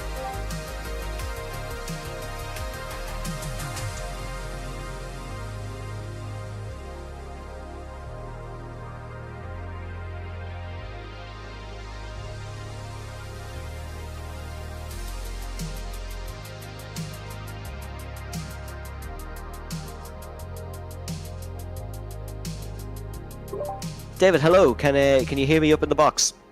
Hello, guys. Yeah. Sorry, apologies, folks. I was on mute there. Firstly, congratulations on the race win. Surely you got to be happy with that one. Yeah, I would say I'm quite happy. To be honest, I didn't have the pace compared to Victor and Florian, so I was quite lucky in this second race that when the crash happened, I survived it without a major issue. And after the pit, I pitted in lap 1, so I had clean air and I could do my own laps, and it was enough to jump the guys at the end. So it was really nice race. Yeah, we saw in the first heat, those who pit later seemed to benefit. In the second heat, you pit on the first lap and benefited. Was that clean air what made the difference? Yeah, I would say, yeah, because in the first race I didn't pit because I had a clean air for the whole 20 laps, and I think that's a key thing in this race. And yeah, overall I think it's better to pit in lap 1 or lap 2 because you cool down the tires in the pit and you have slightly better pace after it. But yeah, it was a good call in the second race and not so good call in the first race. Championship lead now heading into the next AMX 20 race, or well, at least it's going to be extended a little bit. Would you be confident now that you can wrap this up and become the first AMX 20 champion? Yeah, to be honest, I didn't even think about it. I just love to race, and it has a great prize pool. That's why I'm here. But yeah, I'm pretty happy if I'm leading the championship or something like that. So yeah, I will keep going. Thank you very much for joining us here in the interview room. We're going to let you go now and enjoy the rest of your day. Congratulations, some fabulous driving out there. Thank you.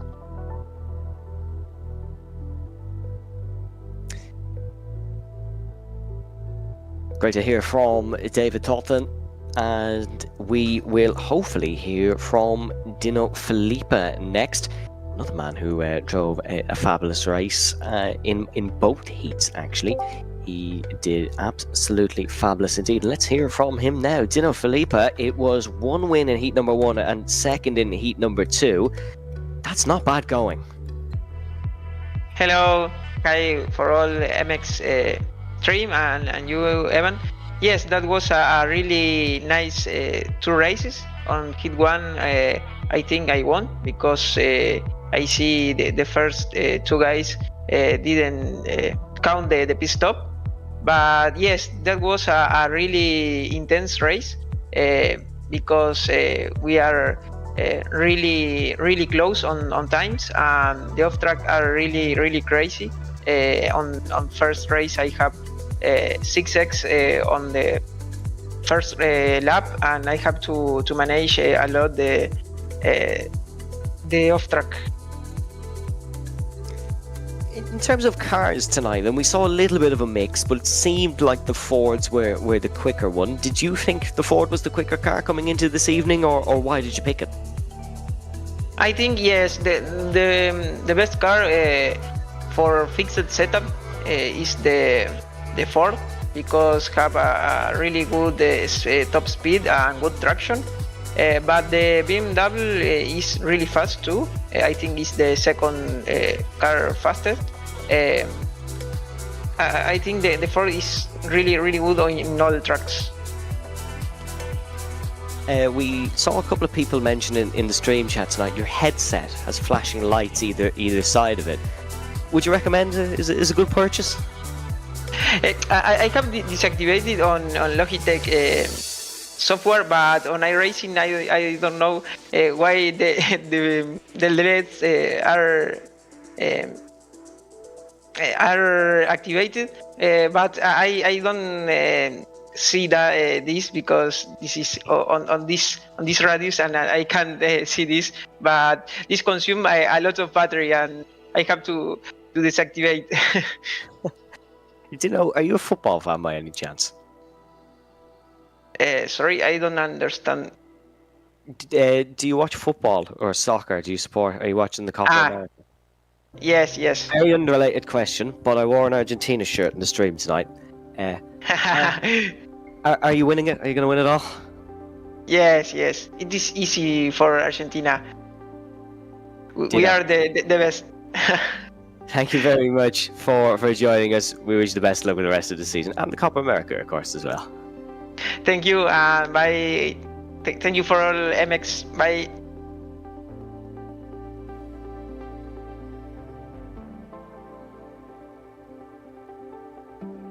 Great to hear from the guys there to get their insight into the two fabulous heats. I had to ask my unrelated football question. Julian, how would you sum up tonight's action then?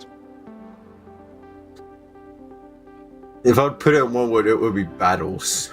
Even in the Kia Optima, great battling, especially from in the front now. Those switchbacks, those dive bumps, clean, aggressive. And when we got to the GTE cars around the Racing Bull, not the Racing Bull, the Red Bull ring. There we go. As I mix up GT and Formula 1. Yeah, great battling strategy as well, which I'm a big fan of. I can't wait for AMX to get back racing. Very excited, and that was a great race. Fantastic. Yes, absolutely excellent all round. Someone in the chat saying how did I know I was going to win? I didn't. I just wear football shirts all the time. That's why. I'll put the shirt and tie back up for the finale, like last season. Excellent all round tonight, I think. Julian, who was a standout performer for you? I'm gonna go with Dino Filippo there. I mean, P1 in Heat 1 and then P2, probably the best he could have done there, fighting through 10 positions gained. That's not an easy feat in this field by any means. And then I think he raced in the Kias as well. Not sure. I think he got like a top 5 there. I don't really remember. But I think he is, if we would have driver of the day, I would put him up there definitely. So Dino Filippo, a man to watch for the future. Definitely. One thing you should watch for the future. Make sure to subscribe for more fantastic days of racing and check out all our partners and social channels which are available below amxrace.com if you want more information about the championship and if you want to race in it yourself. A big thanks to all at home for watching. A big thanks to Julian for joining myself for this evening. My name is Evan Dalton. Hope you have a good week, folks. We'll be back next Saturday at the same time in the same place. Stay safe, stay well, and we shall see you next time.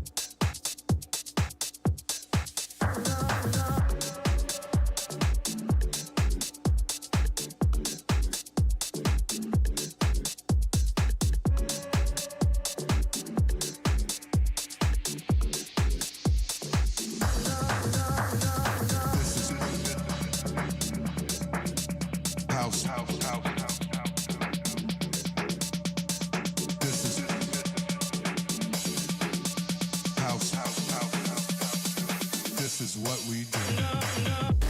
Okay.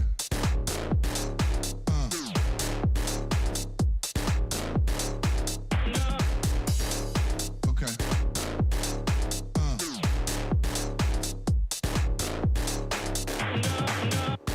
Okay.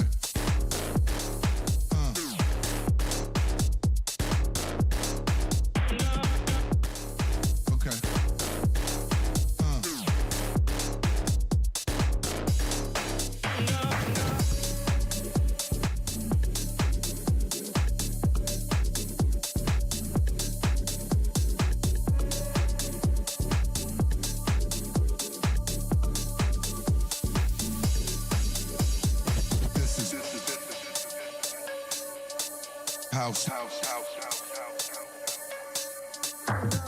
This is house. This is house. This is house.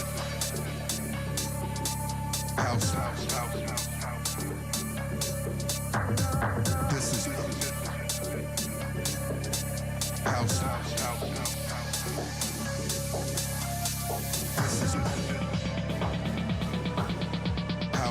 house.